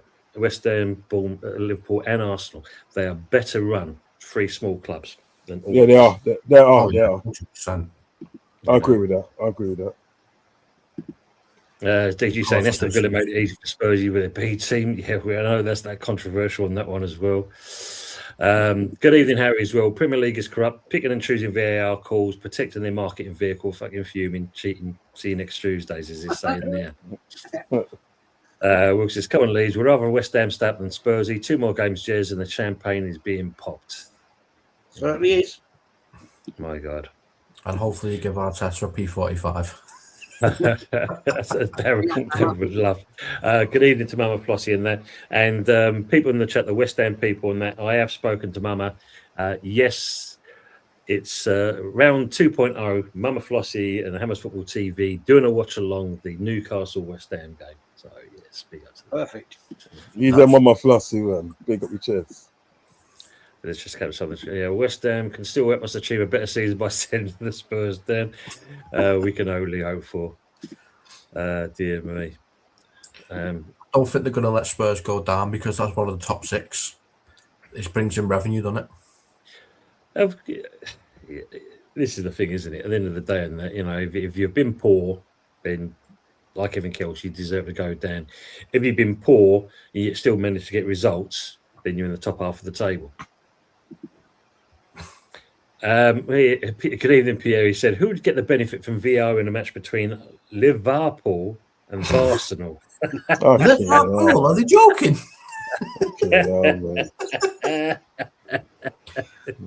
We're the only team who's actually had a VAR decision that's right go against us.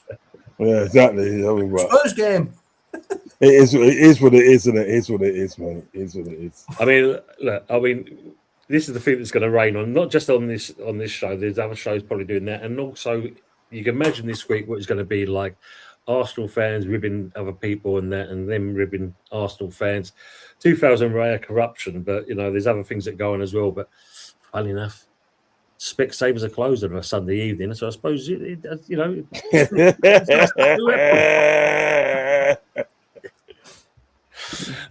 Being a relegation side is not corruption. And no, if you look at, there's another story to that. Low Star, blatant corruption. You mean the West Ham owners? Respectfully, don't let us saw you. I love Low Star. Daniel Sullivan, West Ham didn't do enough. You were scammed by Arteta. There you go. I love these comments. Look, of course, this is all it's going to be about, and this is it. So, double foul, Pablo's arm, West Ham guy behind him pulling Raya back, clear foul. Arsenal had never done a 2 versus 2 on opposite goalkeepers. Interesting. But they do a 2-on-2 on many players that are going for the goal, though. But we don't see that side of things. Yeah, Declan 2 players down was the penalties. Yeah, exactly. I mean, those bad for game's gone soft, unfortunately. Back in the day, goalkeepers were told to be stronger. I mean, look, blimey, Jez, you've seen it as a referee in that. How many times did you see a keeper come up in the air and that knees high up? And if the player's in the way and that, his knees connected with his head, his arm, his face, his shoulder, whatever, he's going through him. Simple as that. Peter Schmeichel used to say to him, if you want some more, come back. Yes, exactly it. Yeah. Look, she has 3 points today. I mean, I remember a classic game. It was David Seaman against at Highbury. I think it was against Everton, if I remember rightly. Right, I think it was Peter Beardsley or something like that. And he's come out to punch the ball, punch Beardsley straight in the head.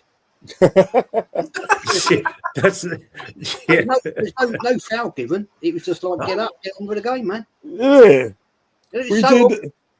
What he did down here, mate. Get up. It's true. Right? Yeah. You're still conscious. Yeah, get up. Yeah.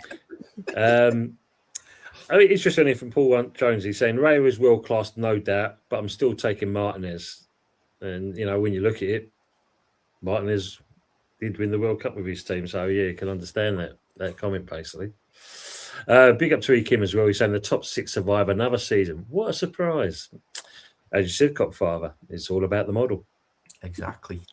Pierre says, do you think Nuno felt relieved that the late Wilson show got disallowed, not giving him enough time, and now he can say it's VAR's fault when we didn't get a point? An interesting comment there, because again, the pundit said, and this is the problem we have with Nuno sometimes, bringing players on too late into the game, and they could have made more of an impact. Even if it's 10 minutes beforehand, 15 minutes could make a difference. And some of these decisions have cost us as well because of that. I just got to say, Pierre, that's a fucking awful picture you got there.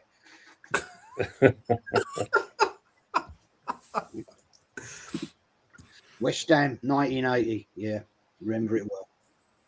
Oh, I'm not going to change the picture yet, Jez. I'm going to do you. I'm going to do you the decency of that at least.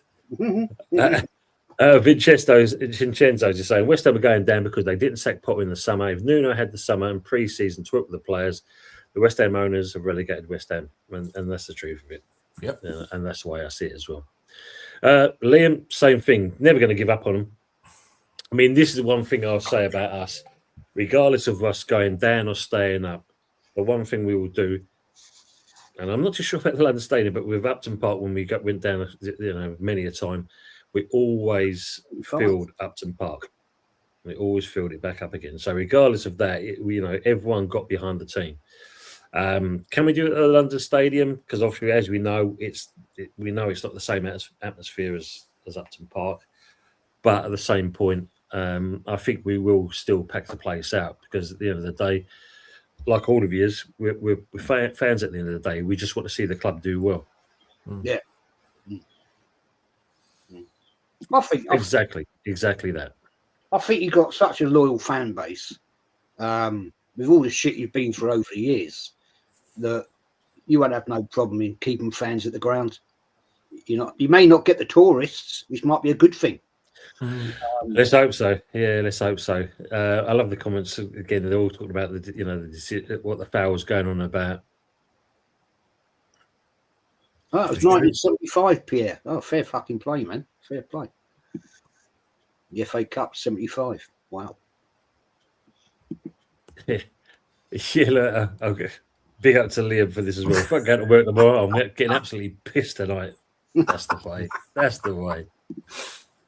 As Jad Boy said, Arteta tried his best to fuck that game up and even failed doing it at that.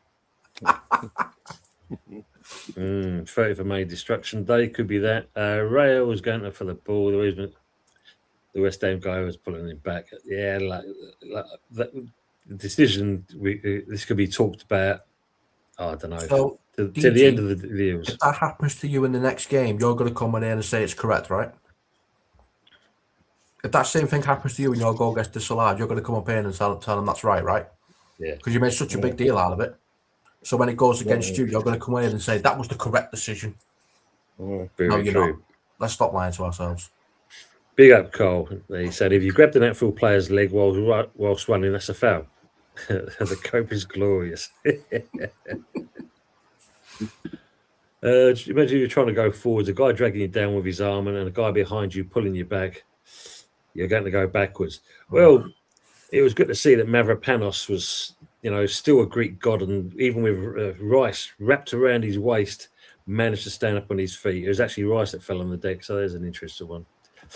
And like we were saying here, look, if it was clear and obvious, why does the referee have to look at it? Exactly. Has that guy ever heard the expression "quit while you're ahead"? Tell her, I mean, you're entitled to your opinion, but I see no point arguing over it. It's happened now, nothing we can do. We just move on, I guess. You've got no choice in the matter. But you've got to think at the end of the day, Tower, this is one thing that any fan would do. We'll always talk about situations like this, regardless. Everyone's going to do it. It's good debate. Of course it is, Jez. And if you don't do it, then I think you're lying to yourself. Yeah, of course. We're all hypocrites when it comes to our team, let's be honest. Of course. But, when you look at it, when you know a foul is a foul or there's a decision that's gone against you or gone against the opposition, you can think to yourself, no, that was wrong. You'd like to put a hand on your heart and say, yeah, I definitely would say that because me and Rob came onto the show and said, yeah, we got away with that one. Absolutely. Good shout from Mika Shoemaker. He's saying here, replay shows the tug and the hold of the arm. VAR has been inconsistent, but in this case, the correct result was given, as like Jez has alluded to. Raya should have punched the ball regardless, though. That's the thing, and he didn't make a good attempt of it. This is going to be talked about till Christmas time, mate. Of course. And as Patrick Darcy saying, we don't. Arsenal fans don't care. You got the 3 points, as you said earlier. And that's the point, isn't it? But as you said, Best of luck to West Ham. Thank you very much for that as well, kind of thing. Big up to Hammer Time. He's also saying, as soon as Raya felt Pablo's army just collapses, and it was a bit theatrical, as I said, looking at the replay I've seen on there, it does go down a bit cheap. And, Sack of spuds, mate. Yeah, I mean, yeah, but it was like more like new potatoes than sack of spuds kind of thing. It was that kind of light, you know what I'm saying? Corners all season have been contested physically. Stop it. Yep, they have. Good shout from down here. Is it a bit like John Terry crying for offside against us the other week? John Terry. Silvio saying here, always had time for West Ham over the years, but since we poached Rice, you've forced this rivalry with us. Enjoy relegation. Look, at the end of the day, and that Rice kind of created his own element in that respect when he said he's gone on to win things, and unfortunately, at the time, you can clearly say you weren't the choice for that because you wasn't winning jack shit. So let's be real about that as well, Silvo. Yeah. Hammers showed grit today, but Raya was worthy of a clean sheet. I mean, look, it's one of those, isn't it? It does happen. We just need to accept we are the banter club now. It's going to happen. It will happen. I mean, I think if you look at it, Henry, now it's a case of where we move on from this point. Oh, hello, look at this. Look, Declan Rice isn't failing anyone. West Ham players are playing rugby with Rice. Oh, please. Come on. Oh, dear me. What's with this fella? What's with him? It's brilliant. Big up to Anthony Herbert. Big up, lads. Hope you will. What I want to know is, what shampoo does Jez use? I'm guessing Tibbetts. Fucking hell. Oh, dear. Oh, man. Some funny comments here tonight. Actually. Oh, there is, mate. There isn't, mate. I mean, look, and this is what we were alluding to earlier on. Look at that. Look, 7 minutes to make the decision. 2 minutes added on. If it takes more than 30 seconds, it's not obvious. Exactly. You know, and this is the thing. And we've seen it so many times in games, not just our games, but throughout the whole season, throughout the whole league. And it's just where they don't kind of make it up. That game was good for you. Oh, my God. You're not wrong there, Martin. You're not wrong there, my friend. Big up with the people in the chat. Henry's saying, obviously, and this is a question I could ask you guys as well. How long do you think it will be if West Ham do go down to come back up, or will we just get lower and lower? I don't think you'll get lower and lower, but it just depends how many of your players you can actually keep and what kind of quality you replace them with. I've got faith in you coming straight back up, to be honest. Yeah, I'd agree with that. Yeah, I just think you're that sort of institute that will come straight back up. And the thing is about it, when teams usually come straight back up, they come back bigger and better. Do you know what I mean? So I'm gonna have faith that you can come straight back up if you go down, because I don't want you to go down. That's what it is. I'll be quite sad if West Ham do go down. You know what I mean? I'm not being funny. I would rather Spurs go down than West Ham. That's just me. Do you know what I mean? Because of like West Ham's football heritage. Do you know what I mean? I just think it'd be sad to see them go down. But you know, if you do go down, I reckon you're bound straight back up, mate. Do you know what I mean? I think you know the chance is there, but again, it comes down to the personnel for one. I mean, the one thing is kind of a bit of a positive this season. At least Nuno's not been afraid to play some of the academy players. You know, some of them just need to be given more of a chance. I mean, Kante, for me, I think he should be given more game time. He's growing, you know, bigger and better as he, you know, when he does come on. Unfortunately, again, when you're kind of coming on like with the 83rd or 86th minute, you can't really do much anyway. No, you can't do much, man. Maybe that's what it would take. Maybe that's what it would take at the day to sort of like, you know, to get back up straight away. Is giving the youth more chances. You know what I mean? Finding those gems and that. Do you know what I mean? That can do a job. Do you know what I mean? So maybe it probably would take that for you to get straight back up. Do you know what I mean? You know, look, we done it, didn't we? We done it. We won the League Cup with our youth, didn't we? We beat Chelsea with our youth players. Do you know what I mean? You know, because we had 12 injuries. You know what I mean? So yeah. So we done it with the league Cup. We won, beat Chelsea, with most of our kids. Most of our kids. You know what I mean? Sure, of course. I don't think West Ham would go and fall.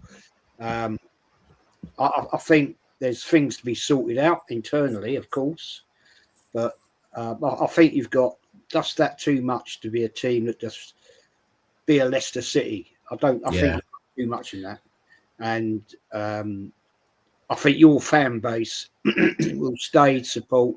I mean, you've got one of the greatest fan bases in London. You can't deny that. Yeah.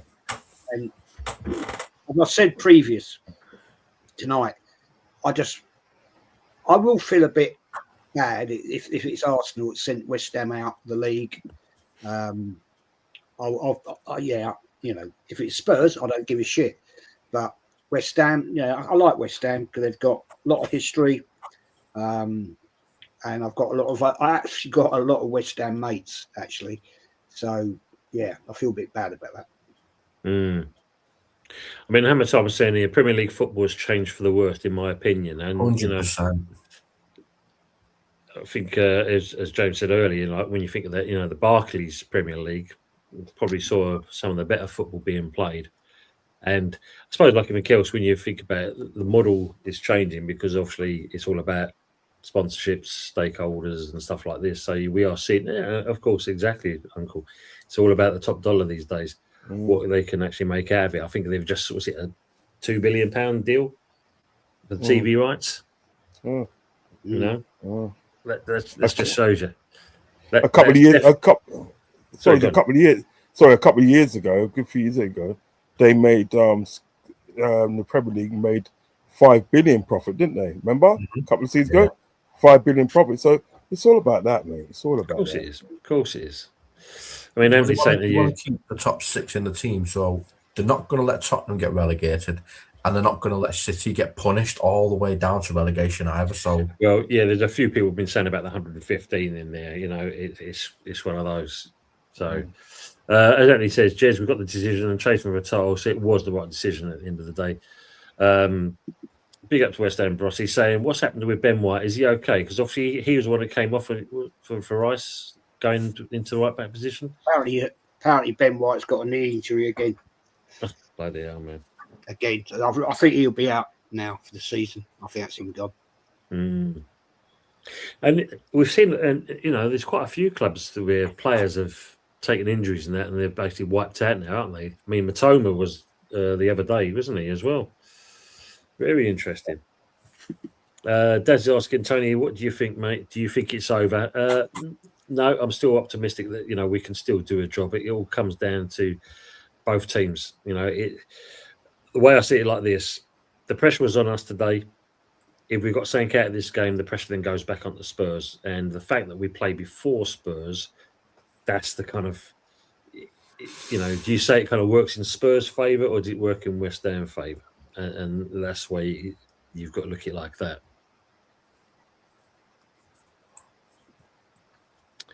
Yeah, I'm going to go down. So obviously, there's a little bit kicking off there in the chat there. So yeah, so I've seen all that. I'll move down on that one. Yeah, get away from that negative energy tone. You know what I mean? Yeah.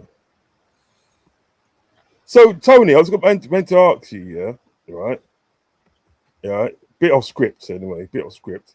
Are you actually a reggae lover then? Of course, man.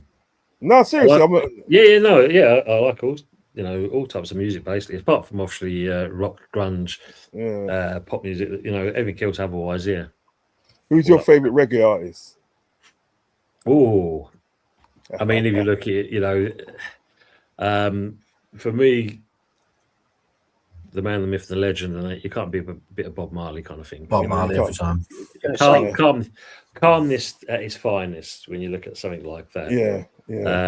But then you've got, you know, you've got so many other artists on there. There's quite a few to mention that. I mean, memory serves me obviously shit as anything as always. Let me have a look at one of my playlists, Uncle. I'll give you some. Go on, mate. Go on, man. Give you some artists, man. Give me some artists, brother. Yeah, sir. Unfortunately, you know, as you can see, the years of me growing dreads and that have completely gone out the window. But you know, Oh, get yourself to Turkey, mate. You'll be all right. Oh my days! And the turkey teeth, yeah, as well, yeah. A lot of my craft is reggae, but I did enjoy UB40. Did anybody see that? Did anybody see that picture when Klopp come back for Galatasaray and it said Klopp come back for Turkey? And he had a hair transplant and he had white teeth, didn't he? yeah. Did have to turn the lights on for that one. I like Beres Hammond. Beres Hammond, he's good, very, very good, very good. Yeah, Taras Riley, I like him as well. Very good as well. Good choices so far. You got some Buju Banton going on there as well. Mate. You got obviously Richie Spice. I do like some of the stuff. Yeah, he's good. Well. He's very good. You can't beat. When you look at it, you can't beat a bit of old Shaka Demas and Pliers as well. Oh yeah, of course, God. Yeah. Barrett Levy, I like his stuff as well. Oh, very good. Do you know he was actually born in Birmingham? Oh, really? Yeah, he's born in Birmingham, but he grew up in Jamaica and then obviously went to States and England. But he was actually born in Birmingham. Do you know what I mean? But yeah, that's a good choice there, Tone. Go on, mate, get in there. And Shabba Rugs, you can't be. Listen. Shabba's been my DJ from the 80s. You know what I mean? When he, had Niggle Eye Pum Pum and all those sort of tunes there. You know what I mean? He was the first one that sort of like apart from King Stitch. Yeah, but he's the first one really that came out with it, like the slackness sort of like talking about Panani and all things like that. Do you know what I mean? Like he had that tune like Love Panani Bad, and that was a good tune back in the day. Do you know what I mean? But he's a very good artist. But some of the artists that you picked out there are very good, like Taurus Riley. I've seen Beres Hammond in concert twice. I've seen him twice. I've seen Sanchez 3 times. Luciana, I've seen him twice. I've seen Buju twice. I've seen Buju twice. Once in Reading and once in Luton. I've seen quite a few artists in that. Of course, when I went to Jamaica, I saw a couple of stage shows and stuff like that. Do you know what I mean? I met a few artists personally, like Luciana. Nice. What's that one day? Oh God, Egyptian. I met him as well. You know what I mean? But I'll tell you what, you got some good selection there, mate. Good selection. Of course, man. I'm proud of you, my boy. I'm proud of you. You know what I mean? Thank you. There you go, mate. There you go. Cover the chest, as they say. Yeah, get yourself to Turkey. Get your dress on. Jez. Now, obviously, there's a chance you are going to win the title, etc.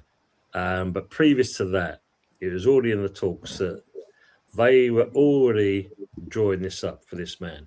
Another 5 years with a £20 million contract. Oh, my word. Well, I don't know what to say, really, because 5 years, way too much. Way too much. He's got a year left anyway on his current. The way I'd look at it, if I was the owner, I'd just say, if he wins the Champions League and the Premier League, I would certainly say, yeah, give you a year extension. So that'll take it over from the December this year is where it ends, and go again. But then we got to look at it again, because winning it once and winning the Champions League once, first time ever, is fantastic. It's a major achievement. But to say 5 years and go through the same shit for another 5 years and people just accept that, no, not for me. Not for me. If you win the Premier League, do it again next year, then we'll talk again. I don't like this talk about 5 years. And look, nothing is guaranteed yet. We haven't spent one fucking yet. I'm confident it will happen.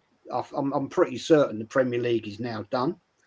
Champions League is a different game altogether. We're up against one of the best teams in world football.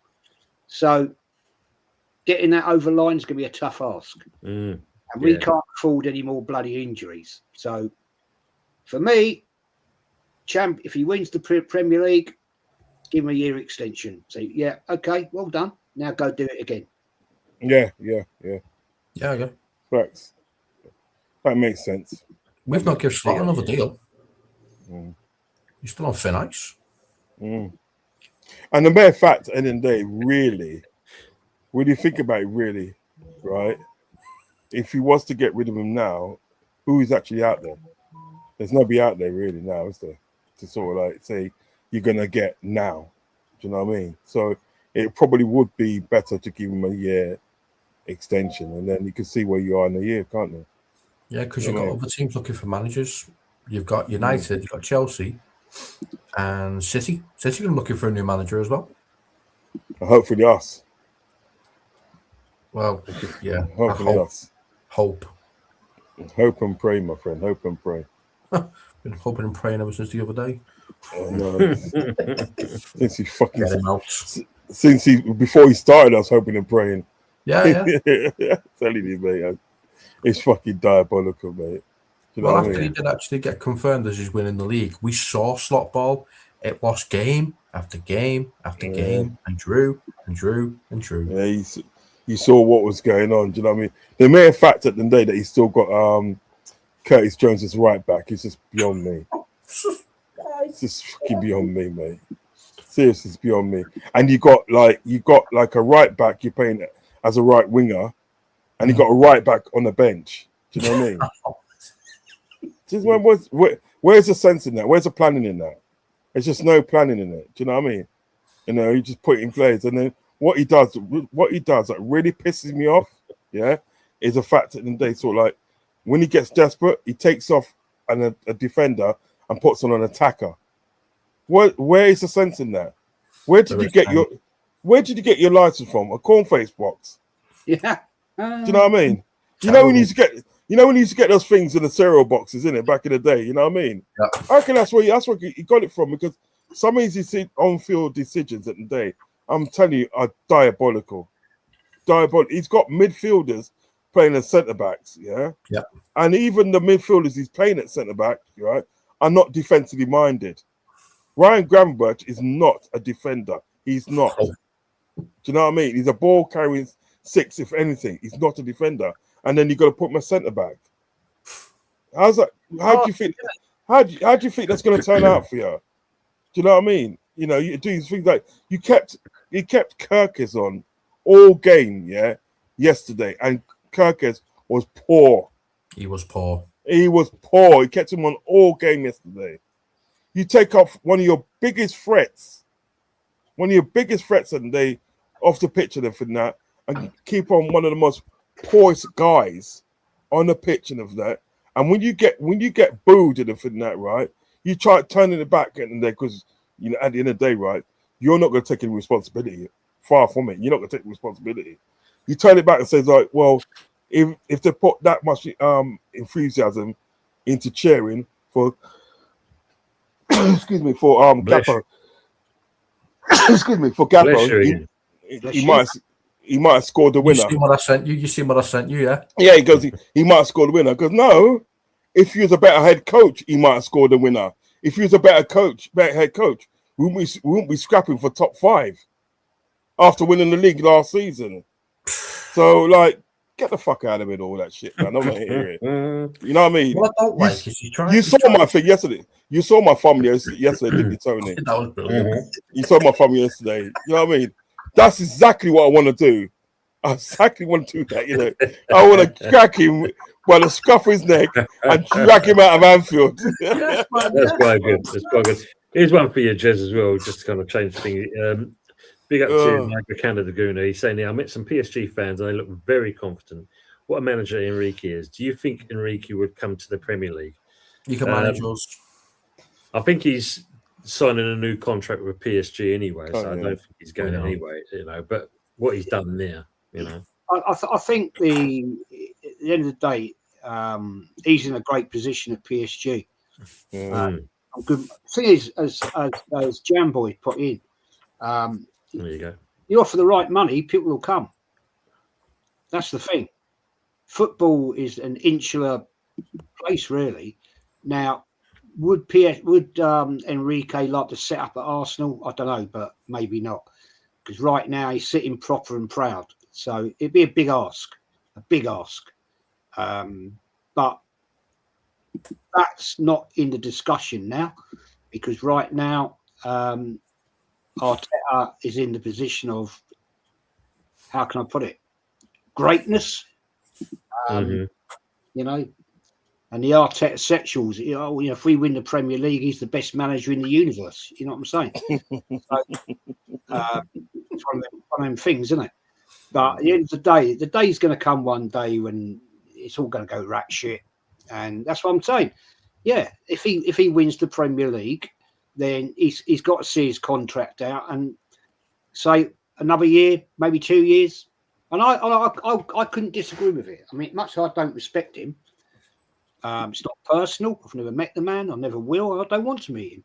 So, but at the end of the day, you have to give respect where respect is due. So that deserves reward. Of course, and that's the truth on that, Jez. Luke is asking, "Are you going to the parade?" Apparently, if you do win, not a else chance. Can't be asked too far away now.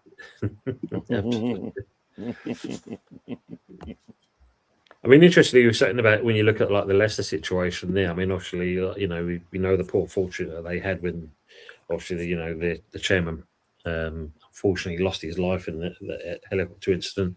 The son obviously is not a patch on what his father was, and it's a sad. When you look at their situation, it's sad from being where they are to where they've got to.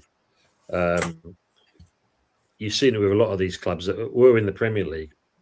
And then you look at the opposite side of things, and you've got teams like Coventry that's been out of it for 25 years and now are coming back in again. So it just shows you, we know full well the championship is a very hard league to get yourself out of. But at the same point, the rewards are there to be seen. And when you think about it, when you look at the three clubs that came up, apart from obviously Burnley going back down, when you look at what Leeds have done, and more importantly, when you look at what Sunderland have done, just by buying the right players, anything's possible. Anything possible. I agree on this here, Pierre. He's saying there, Cantey would do better than Pablo, to be honest, up front for 20 minutes to replace Tatty. Good shit. I think he would have done. Ekim says, does think it depends on their finances and any unforeseen circumstances, which could come out soon. We'll see. Big up to True Demasto. He goes, Spurs rigged that. West Ham, my favourite London team, and Olsen, brilliant. And Olsen, it won't be Arsenal, it will be our own doing that's done it, as we know. Arteta wouldn't have got sacked if that VAR didn't go that way. It would never be sacked, that's for sure. He's not getting sacked. He knows what the bodies are.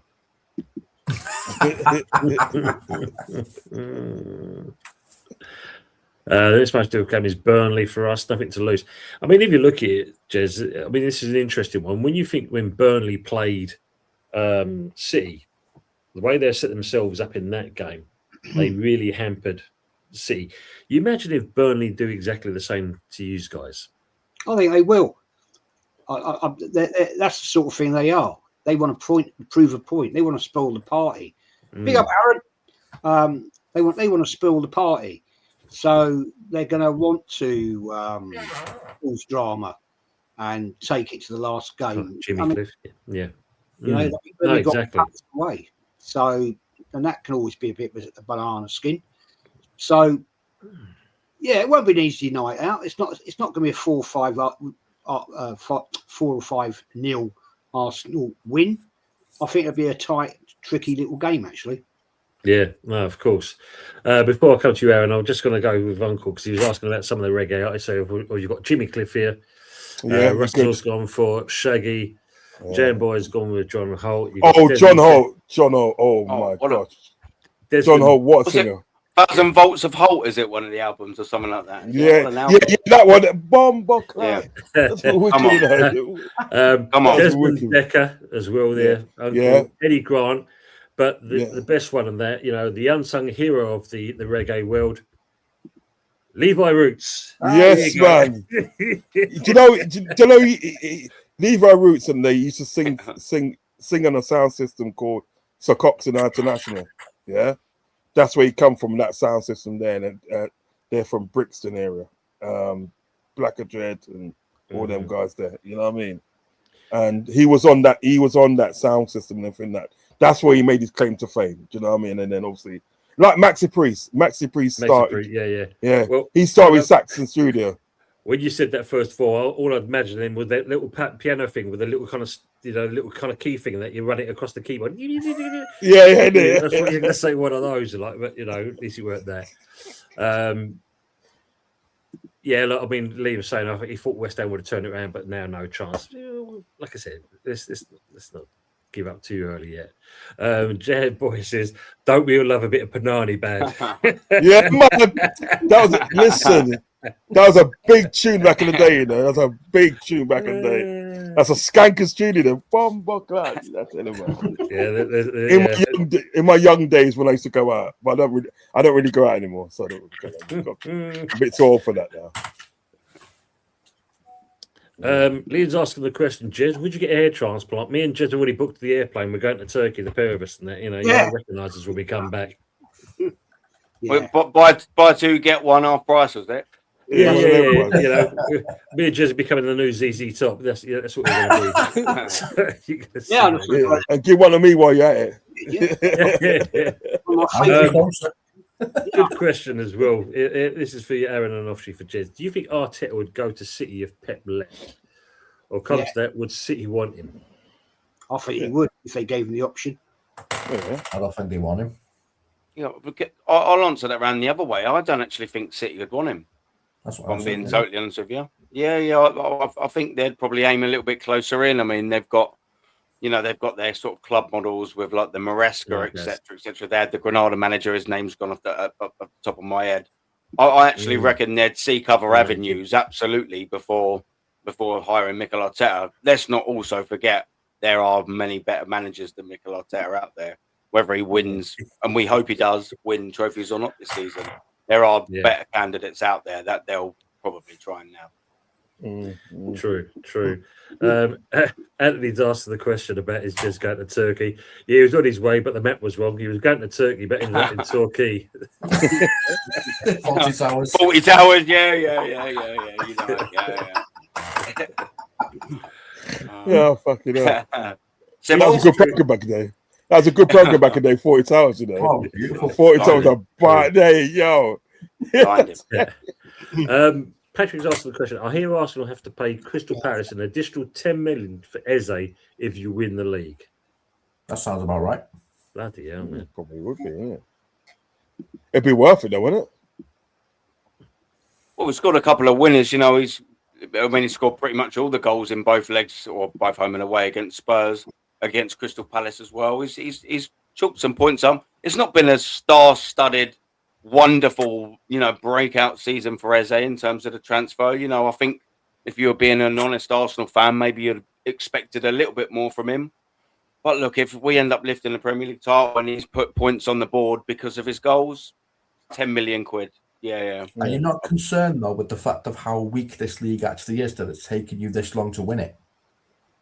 Oh, we've been through that for the last 6 years, my friend. Yeah. It's an ongoing frustration. Yeah. Aaron, he did score a hat-trick against Spurs. That's right. Yeah. And it immortalised him in his own way. Absolutely, yeah. That's a trophy in itself. Yeah, true. Statue. Well, 10 million is nothing, though. 10 million is nothing. If you win the league, 10 million is nothing to give to Eze, really. It's nothing, right? Well, apparently, Uncle, if the Arsenal players win the Champions League, then apparently they're going to get 2 point something million each. Wow. Okay. For winning that competition. With that tone, if you don't mind me jumping in just quickly, I mean, I hope I see us win a Champions League in my lifetime. I'm not the Arsenal accountant. Their finances don't affect me other than what I outlay on match day revenue. If they want 2 million, I don't care. Just bring that trophy up. That's that. Yeah. That's all I care about is having a star above my badge. Cool. Let me just say this question here, and also I'm going to come back to you and Jez, actually. PS says Sullivan will lead us out of the championship, no doubt, but not sure which way we'll be going though. That's the truth with that ownership there. To used to, I mean, how do you feel the fact of when you look at several months back, you was on for the quadruple, and then you slowly saw it edging away. I mean, at that point there, who did you put the blame down to? Would you say it was the players, or would you say it was the manager, the setup? Where did you say? What would you put on that? Aaron, off you go. Oh, sorry. I thought you were talking to another geezer.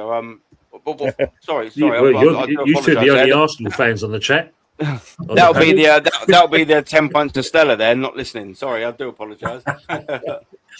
Well, at least you ain't got big and weird for the That's what I'll go then. Aaron can follow. Yeah. Go on, and then I'll get you. Sorry about that. I do apologise. I thought you were talking to the gentleman to your right. I do apologise. No, you're right. I think there's a lot of combinations tone on that one. I think it's wrong tactics at times, setting the team up the wrong way, too much defensive play, making the wrong substitutions, and the team players wise looked frustrated, and for some reason recently he's let them play with their own free style, which we've seen in the past. When he lets the team do that, they win and play nice football. So there's a lot of combinations there that you can pick out. Some players haven't been that good this year. We've had some bad injuries as well. Playing players injured is a bad sign. I didn't like that at all. And we're still seeing signs of that right now. But at the end of the day, yeah, we capitulated. The League Cup final, well, we didn't even turn up, did we? Aaron was there, saw it live. You know, what I saw that day, it's got to be the worst cup final I've ever been to in my life. Never, ever I've seen Arsenal play that bad. Even when we lost to Luton, when we lost to Birmingham, at least we give it a go. You know, I'm not going to talk about West Ham FA Cup. Don't know about just. Still gives me the horrors. But the players were knackered then. The amount of games, we played 42 games that season in Europe and in the league and in cups. They were out on their feet, man. They were out on their feet. But this year, I think there's been a lot of fundamental issues that have caused us issues in the fact that poor tactics, poor team setup, playing players out of position, incorrect substitutions, and I just hope Arteta's learned from that now. Can I just echo some of Jez's words there as well, because he's spoken obviously absolute facts there. I've always said that Mikel Arteta either doesn't learn his lesson or takes way too long to learn his lesson. Now, everyone in their nan knows that Lewis Skelly was never a left back. Now, does that say that he didn't do a good job last season when he filled in at left back? Yes, he did. He had some fantastic performances, i.e. Real Madrid. Real big, intimidating stadium. He had some fantastic performances there. But that doesn't make him a left back. It makes him a midfielder that played well at left back on that day. And that's what people seem to get misconstrued. He's a midfielder. Now, you look at Declan Rice and Zubimendi, the minutes that they've played. You look at Zubimendi in particular, because Declan Rice, yes, he is a little bit knackered, but he's a machine that can just drive that little bit forward. Does he need a rest? Yes. But can he pull something out the bag? Yes. Martin Zubimendi, absolutely not. Zubimendi has been running on fumes for a long time now. And Mikel Arteta has had not only a Norgard, but a Miles Lewis Skelly at his disposal all season, and he decides to play him on match day 35 or match day 34, maybe, if I'm corrected there. That's something that a top gooner or so like fan would go, oh yeah, but you know, it's a genius tactic. The genius tactic was playing him there at the beginning of the season, not having to play him there. We've wasted him, and not only have we wasted him, we've wasted minutes in Declan Rice's and Martin Zubimendi's legs, by the way. And I keep more pinpointing Zubimendi because he hasn't been able to find that extra ridiculous gear from somewhere that Declan Rice has been able to find. Tony, you're a West Ham fan. You know exactly what I'm talking about. He just finds something. Absolutely. No, absolutely, Darren. So just to jump in, I've got to make a move, guys. Uncle Rod's. Yeah, I got to do some do the tea one for my mum. You know, it's no, listen, Absolutely, Uncle. It's Thanks just for being been in. no, it's my pleasure. It's just been my mum at the moment because But Mendy unable to do that. Oh, sorry, it's Ross. I think he's lagging behind it. Yeah.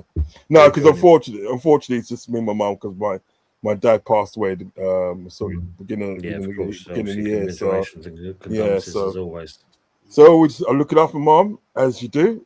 You know what I mean? Because she looked after me. So my mum, but yeah, so I'm gonna do something. That favour. Yeah, it's got to be done and for that because she's the one that really knit the family together. Yeah, you know what I mean. You know, you don't forget that sort of things. That's should be awesome. But listen, I'll be here next week if you need me next week, and that. Of course, man. You know, of course. To send the thing and Jez, I've got you, bro. I've got you, mate. I've got you. Appreciate it, man. You know that, innit? You know what I mean? And we need to link up and do a show. We need to link up, man. Definitely. Yeah, no worries. Yeah, absolutely. Sounds good. Aaron, it's good to meet you, Aaron. First time I'm meeting you. Good to meet you, brother. Do you know what I mean? Hopefully, we'll meet again soon. Hopefully, do you know what I mean? And Tony, love as always. There's always love around there with you. You know what I mean? Good guy. He's a very good guy. This guy is a very good guy. You know what I mean? Got a lot of respect for him. Cop Father, I'll see you soon as well. But guys, until the next time, up the Hammers and up the Arsenal. What can I say? Take care. Take care. Look after yourself. Cheers. Yeah. Let me just say hello to Anthony in there. Tottenham Ferry says, "Big up Tony panel in the chat. I come in peace." Apparently, does he bother? Big up your Anthony as well. Lone Star says, "Jez don't need a hair transplant. He already raises the hair on the back of your neck." Lead Gend. Interesting. I don't know what to make of that one. I know what he is. Come on, the PSG saying there's no bitterness there from Anthony at all. Is he one of them that books a hotel? Is he? Yeah, that's one of them. Funny you said that, Aaron. I mean, again, this just shows you, doesn't it? I mean, when you think about it, you could have gone out there before you got to the final, and it only cost you a couple of hundred quid. Now you're hearing silly figures being quoted for hotels and my flight just cost me 545 quid. That's a 6 a.m. flight from Gatwick out there and a 6 a.m. flight back. Then the next day, like I've done it so I bypassed the hotel entirely because I couldn't afford it. And the tickets, I don't know if any of you guys know. So I'm in the ballot for tomorrow, of course. Tier 1, 950 euros. Tier 2, 650 euros. Tier 3, 180 euros. I'm in window 2 as well, so the cheaper tickets will be covered up by the guys quite rightly in window 1 who go Europe away all the time. They've earned their stripes, they do that. But yeah, that's the financial figure side of things without hotel, yes.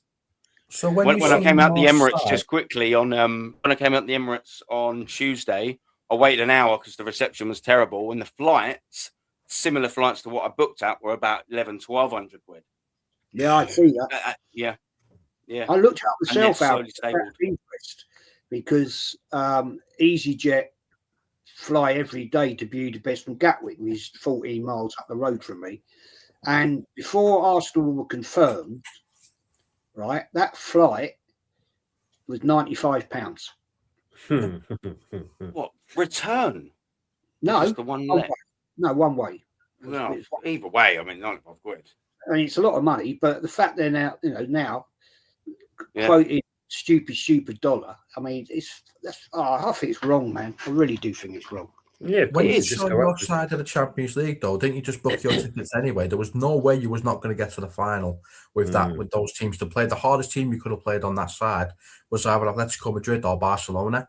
I would have booked if that was on my side, I'd have booked the ticket straight away. I'd be like, if we had Jurgen Klopp as manager, mate, maybe I would have. But we've had 6 years of Mikel Arteta, so yeah. Even he could have messed that side up. The hardest team you had on your side was either Barcelona or Atletico Madrid. Mm. On the other side, True. however, was a Lions Den. True. Lone Star, I love you as well, mate. Take care. And he said he'll be back to give me more grief. Arteta loves you. Oh, how nice of him. And he says, she Jez legend. Yeah, Anthony's also going as well. Have a great rest of the show, Tony, and speak soon. Coming, you Spurs. He's gone on there. So, Anthony, love as always, mate. Actually, I've got a question for Lone Star very quickly, very, very quickly. Is the Elmer Combo still there? The blues club that Stevie Ray Vaughan played in? I'd love to know. I don't know. I'd love to know if you can tell me, my friend. Mm-hmm. If it is, I'd love to go there one day. Oh, he's inviting you over there. He's asking you to yeah. I've been there once. I know it's one thing though, Jez. He's not saying he's paying for the tickets, but he's asking to come over. That's one thing. Oh, there you go. It is. I'm definitely getting there then. Thank you, mate. Yeah, I'm definitely getting over there because Stevie Ray Vaughan is an absolute hero of mine as a blues guitarist. Stevie Ray Vaughan. Yeah. Good evening as well to Malt Licky, Texas. He says, Arsenal, you're very welcome. Spurs. So, yes. So, as we're coming up to wrapping up the show and that, I mean, the main thing is now you've got a couple of games to go in there. Jez, Aaron, do you think you got enough to get it over the line? Yeah. I think so. I think it's done. I can't. I mean, unless something absolutely horrendous happens within the team, and the manager decides to do something absolutely ridiculous, I think Burnley away will be a tough game. I do. It's at home, Jez. Home. Sorry, that's at the Emirates. Yeah. I meant. Palace. Sorry, Paris away. That could be a tricky one, but they're in a final, so I think they're not really going to be that interested. Burnley and Paris might want to spoil the party, but I think we've just got enough now. I think we've done it. And let's just hope we have, because 22 bloody years that we've been sitting and waiting. So, yeah, there we go. Aaron, your thoughts on it? Yeah. I'm going to start where Jez ended there. 22 years. I think I was 15, maybe 16 at the time. I couldn't even buy a packet of cigarettes or a lottery ticket. It was 16 at that age. I certainly weren't allowed to drink in a pub. So this will be my first, hopefully, adult experience of winning the league. And I have waited and I've waited and I've suffered and you shouldn't have to wait 30 years. 30 years is a long time. Listen, we've still got 2 games to do it, and then I hope we don't go for another 8 like you boys had to. But what we'll say is, when you looked at the fixtures, before today, you looked at the West Ham game, fighting for their sort of lives and everything like that. That was never going to be the 6-0 from 2 years ago or the 5-2 from last season. Everything was different about the game. There was different energy on both of the teams. From what we'll say is look, when we got over the line today, it was the only banana skin I really saw. If you was a betting man from this point, and I always use this to sort of gauge my feelings, if I was to put everything I owned, and everything like that on, would Arsenal win the Premier League this year as opposed to not, I would put it on the yes side of things, And that's sort of where I'm sitting. I'm not going to put a percentage on it, but realistically, we should be comfortably, however comfortably may look for people, we should comfortably be beating Burnley at home. That shouldn't be an issue. Like Jez said, they've got, like Jez quite rightly said, they've got a bigger fish to fry, as they'd say. They've got a European trophy, European final, 3 days after that on Sunday. They've got other focuses. That's not to say it's a gimme, and I hate saying things like that, because you just then assume off of that sentence that they're not going to turn up or they'll play crap players. It will still be a fight. It's an away London derby. So there's no room for any error. We've still got to go there and show that we're, we're going to take the 3 points. But yeah, look, I'm quietly confident, and it's the only time I've actually come on camera ever and said that I actually think Arsenal will win the league this year. And if they don't, wow. Is it just me, or is Europa League and Conference League extremely weak? Is it just me who thinks that? Because the English just seem to be getting to the final all the time. How weak is that? How weak have those leagues become? It's probably stretched, is it not? It's not maybe diluted ever so slightly, because one, you can get 5 or 6 teams in the Champions League depending on the league finishes now. So you're taking a top 5 or 6 team away from the Europa League, and also you're stretching it out and putting that the Conference League in there. So it probably might be diluting it in both avenues, you know. So you're losing some big teams and putting some drop down. That's possibly an avenue. Yeah, and that, of course, That's a big issue, isn't it? It is. Just want to say here to Luis Gomez Jr., congratulations. Yeah, Barcelona have won the La Liga. They beat Real Madrid 2-0 tonight. So, yes, it says here, look, champions together. Barca champions, destroy Madrid tonight, and big up to yourself for that as well. Play, man. Jane Boy said, if Arsenal win the league and it means Spurs stay up, so be it. And that's the truth of it at the end of the day, kind of thing. Last question to you, Aaron. Yes, mate. Are you and your old man still mates? Yeah, we had he can't help himself.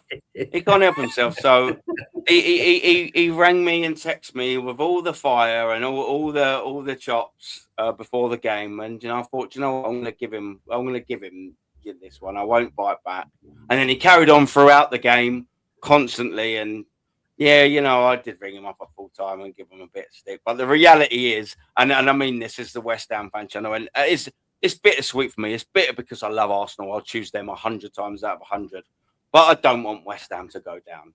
That's the sad thing. And then, I'd love for you guys to stay up. But you've got 2 games, and Spurs have got 2 games. Still in the lap of the gods, mate. Still in the lap of the gods. Yeah. I'd love you guys to stay up, honestly, for obvious reasons. But Dad, unlucky on this one, my friend. Maybe less of this next time,